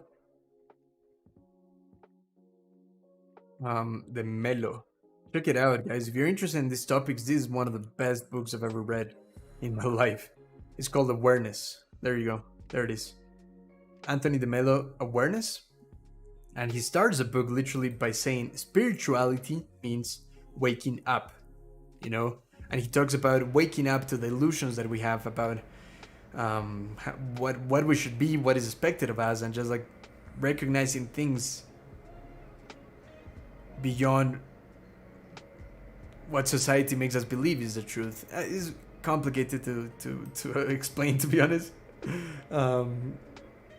Yeah, maybe some other day I'll get better at explaining it. It's really hard, and it's gonna take us on a big tangent, but it's a good point. At their highest levels, philosophy and spirituality are one and the same. Okay, so spirituality, I think, okay, correct me if I'm wrong, but like, to me, spirituality needs to accept the existence of a higher being, of a higher power, kind of a god, right? I don't know. Maybe not. But philosophy is the love of wisdom. That's what in Greek it's philo, it's the love, and Sophia, one of the coolest names. If I ever have a daughter, I'll call her Sophia because it means wisdom, and I love that. That's super cool. Either way, philosophia is the love of wisdom. So it's kind of like just loving the search of virtue, loving the search of thought, and trying to be a better person, trying to not be a coward in life, you know? But I like that a lot. Are you multitasking? Oh, that's the biggest sin of all. Multitasking. Low intensity tasks. That's okay. Yeah. I mean, like I must admit I do multitask. Like I watch videos or I listen to podcasts or audiobooks while I'm washing or doing like, washing dishes. I do that a lot, to be honest. But yeah, I try not to multitask in general. These are just labels. Sorry. Language No is limiting, worries, so it's hard boss. to communicate. We are all good. Of course. Language is the worst. But it's also all we got. It's really hard to communicate sometimes, especially with abstract concepts. But yeah, no, I mean, yeah. I mean, I don't have any answers. That's the thing. I only have questions. So yeah, it's not like I can definitely be like, oh, okay, yeah, this is what spirituality means. This is what this means. Like, yeah, all of it is guesses that I do based on the things I believe and the things I read and stuff like that. The Big Bang and creationism. Yeah, existence and the Big Bang and creationism. Of course. Yeah, that's where we always end up, don't we? You do have an answer. It's just different from it. You do have an answer. It's just different from others. Yeah, I mean, that's the thing, right? We all have different answers to life. And I think the most important thing in life is not to find the only one true answer, because I don't think it exists. I just think it is about choose one way to live and follow through and see if it works. And if it doesn't work, change it.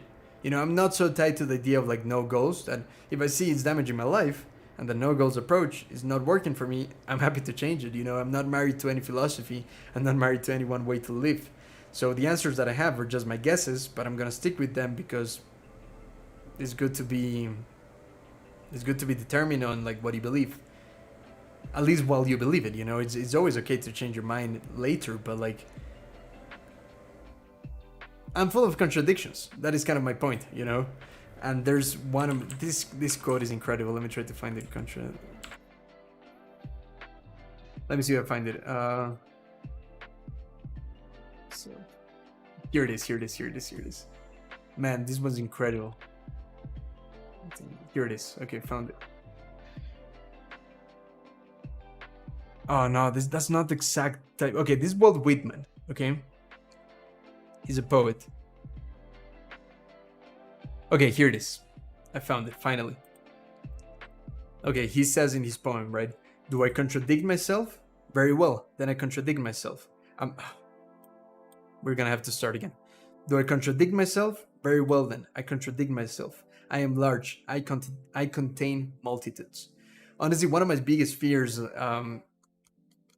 kind of like trying to understand myself better, trying to get into philosophy, was, oh, what if I contradict myself? And then I realized it's okay to contradict yourself. You're never gonna have a consistent answer across all areas of your life.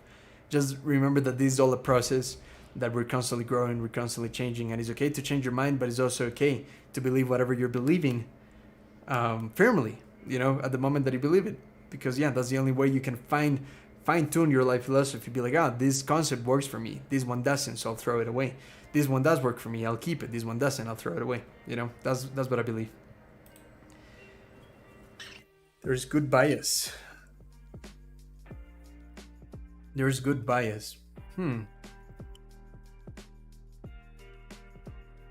I mean, I think the whole of life, everything we say and do is biased, right? There's another quote. Let me see if I find it. Yeah, I think I'll find it. Give me a second. Here. This is Marcus Aurelius. I hope they... Yeah, it's not attributed to him. No, it is. Everything we hear is an opinion, not a fact. Everything we see is perspective, not the truth. So like at the end of the day, like the biases that you have are your truth. Like everything, like people that claim to know facts about things, it's okay. Some things are more factual than others, but I do believe that opinion holds a value because we're all individuals here. We're all just doing the best we can with what we have. And the truth that someone tells you, this is the complete truth, is their perspective. You can have your own perspective of your own truth. Gotta go. Great chat. I expect Cole's video soon. Thank you, Danny, for being here. Great arguments. I really appreciate it, man. I like respectful, agreeing to disagreeing on certain things is really cool. I love debating these things. Thank you, man. I appreciate it. Ideas and yeah, recognizing things for what they truly are. Ideas and beliefs. Right? Let's see what else we got. Oh, we got a lot. I'm so behind. We have. I might come back if I skip your chat, your comment. We have biases for survival. We have biases for food. We have biases for sleep. If we didn't have biases, we wouldn't be alive. Yeah, bias is important. Nothing is unbiased. You know, the journalist that says this is an unbiased opinion is just a liar, you know. Yes, there's things that are less biased than others, but like everything's biased. So yeah. Even to call something good is a bias. Yeah, of course. Life is full of biases. Okay, I know what you mean with that. Yeah, I agree. Direct experience is king. Yeah.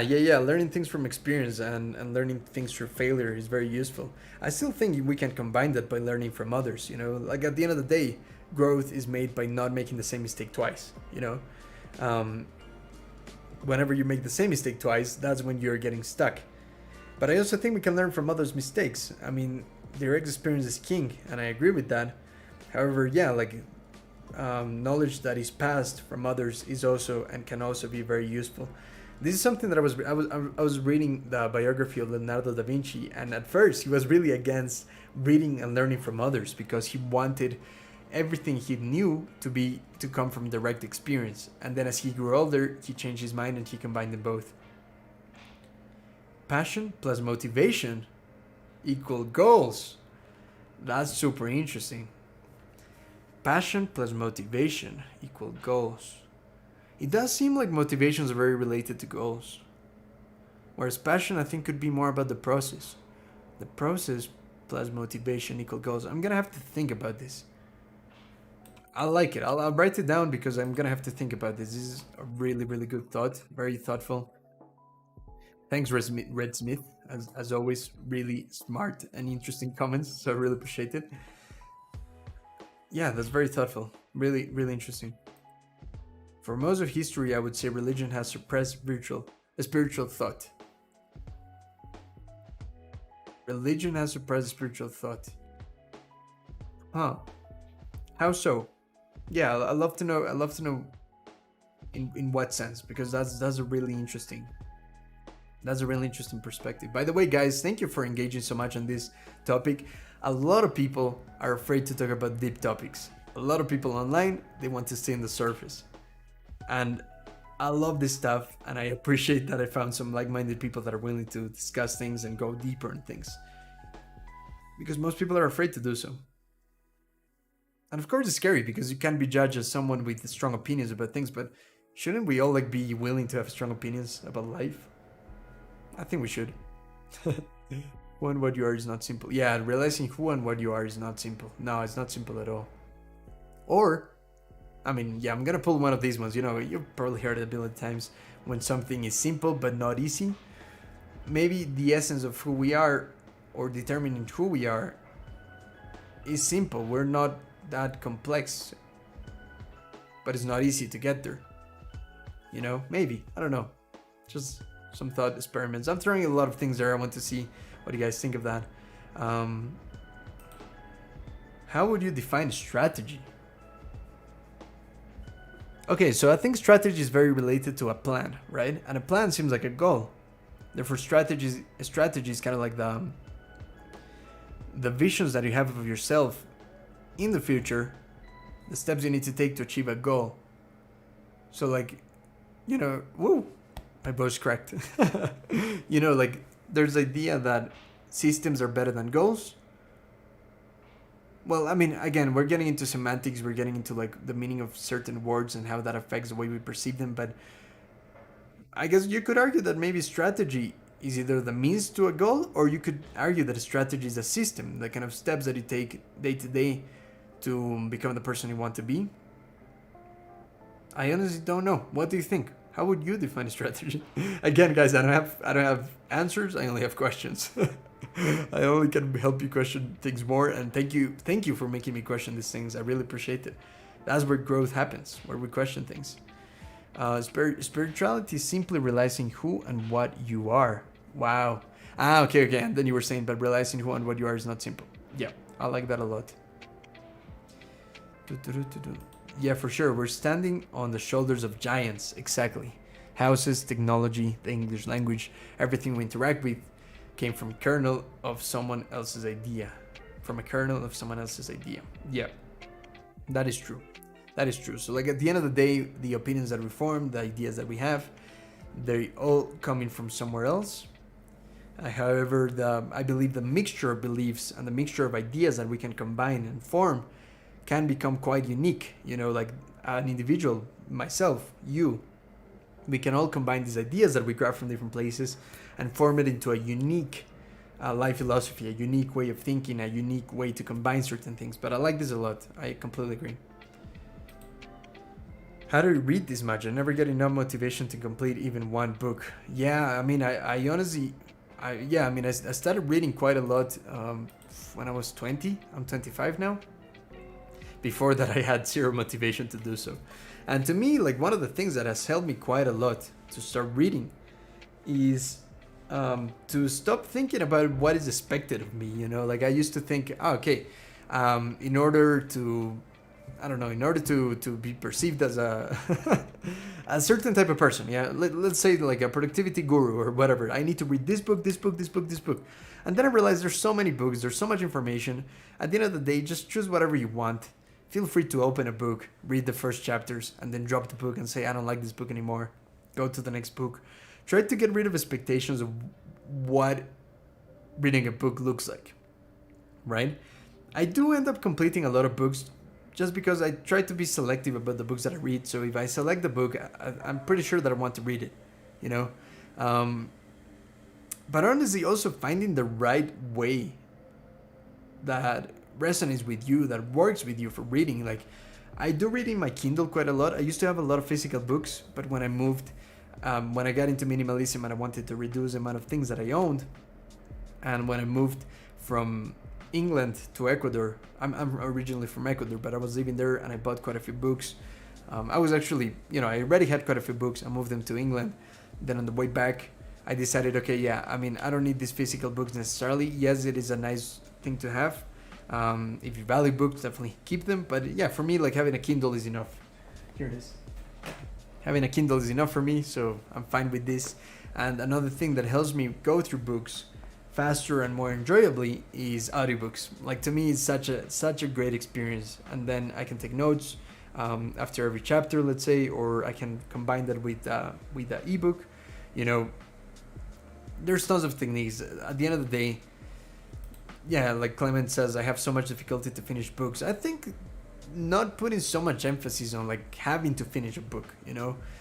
I think we still tend to think of books as a very sacred thing that always needs to be finished. You know, for instance, like the biography of Leonardo da Vinci, right, is a book that I've been reading for maybe 8 months, right? Maybe I'm like 60% through the book, but that's okay. You know, I don't put that much pressure on myself. If it takes me long, it takes me long. I like reading several books simultaneously. That helps me. I like that a lot. Like right now I'm reading Harry Potter and I'm reading Why Greatness Cannot Be Planned, the book that I mentioned earlier about no goals, no objectives, and why it's better to follow interestingness. I'm reading that book. I'm reading another one that is kind of like on standby. It's called The Unfair Advantage. Amazing book, but as you can see, I'm reading several books at the same time. I think I'm reading those 3 at the moment. And then I'm constantly revisiting all their books that I read. So yeah, just not having to put the pressure of I need to finish this book, I need to follow through every time with finishing every book, or I only read one book at a time. You know, do whatever. Like, it's all about awareness. See what works for you. Don't worry about what others think. I read a lot of audiobooks, and well, okay, I listen to a lot of audiobooks, and people give me a tough time, being like, oh, it's not reading, it's listening, it's not the same. But it's the same information, and for me, I internalize that information better with an audiobook. So if that works for me, you know, it works for me, you know. White goals are bad. We should not target a certain amount of books. Yeah. I mean, I always struggle with this, you know. I think I read enough books to be able to make a YouTube video about like, why you should read several books a month. But if I do something like that, I definitely want to emphasize on the no goal. Like at the end of the day, do whatever you want. Is your life, you know. I'm a firm believer of that. Do whatever works for you. There's no expectations that you need to meet. This is your life. This is no longer primary school. You can do what you want. You can do what is good for you, and you can give up at any point. If you don't like a book, give it up. It's fine. I took a break from my work and got transported to Greece. Very nice. That's so cool. Yeah, I love ancient Roman and Greek philosophy. I'm learning Latin, however, learning Greek is something I've been postponing, and maybe one day. Right now, I don't think I have the the capacity to do that. It's really hardcore to learn Greek. But yeah, because I love Latin and Greek because of philosophy, and Latin is definitely something I'm learning. Alongside Italian, so it can definitely get confusing. Yeah, this is how we progress as a society. We bounce ideas off of one another, form our own, and contribute to others. Contribution is fulfilling. I love that. Yeah, well said. Well said. That's incredible. I'm catching up with all comments. Have you read Mastery by Robert Greene and his other books? I still haven't read Robert Greene, to be honest. Let me add it to the list because yeah, I mean, Robert Greene is someone I've definitely been postponing. What is it? That one? What is it called? Robert Greene. There's another book of his that is pretty popular. The 48 Laws of Power. Yeah, I haven't read that one either. The Mastery. Here we go. Oh, I'm not showing you my screen. Yeah, Mastery. I'll check it out. Thank you for the recommendation. Let me add it to my list of books to read.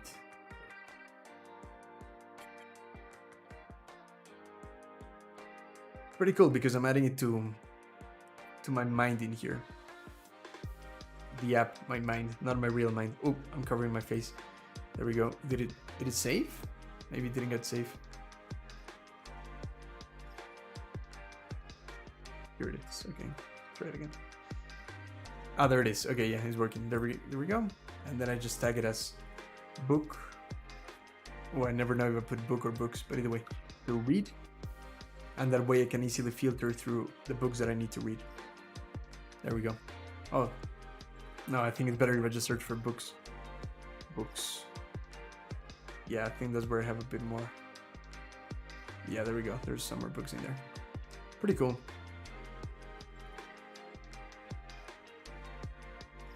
Have low stamina at my age or lifestyle to endure these kind of discussions. Besides, I like them, but in time I will bring some very thoughtful things about this topic. Yeah, don't worry, I get you. Like, I'm glad you find it helpful, but I totally get you. Like sometimes it can be too much. Yeah, I love talking philosophy, and I like talking about it as long as I can. Yeah. What else we got?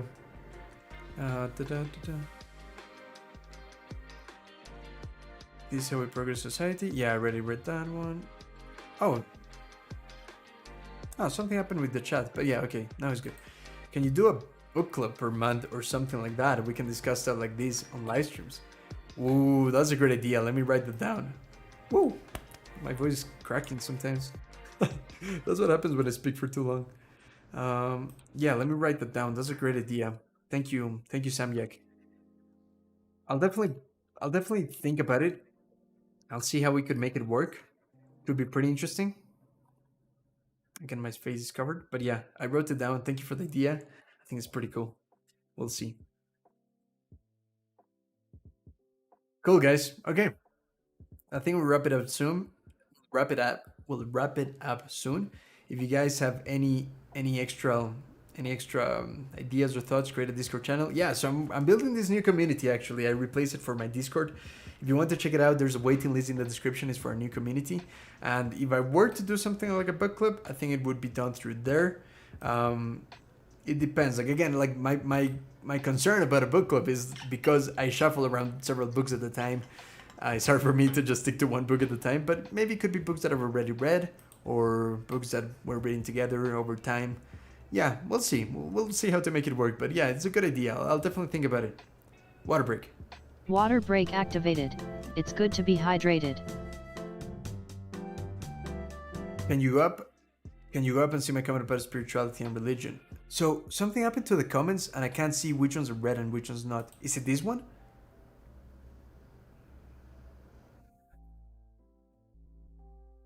Yeah, I think it might be this one. Yeah, that's pretty cool. Spiritual thought is finding who you are. Religion, religion is believing in a higher authority. Has already found a purpose for you. Not bad. Just that it suppresses people asking the questions. Ah, spirituality is finding who you are. Ah, okay, okay. So you're saying that spirituality doesn't have to involve a higher power. I like that a lot. Ah, okay. In that sense, yeah, I would agree that spirituality and philosophy are pretty similar.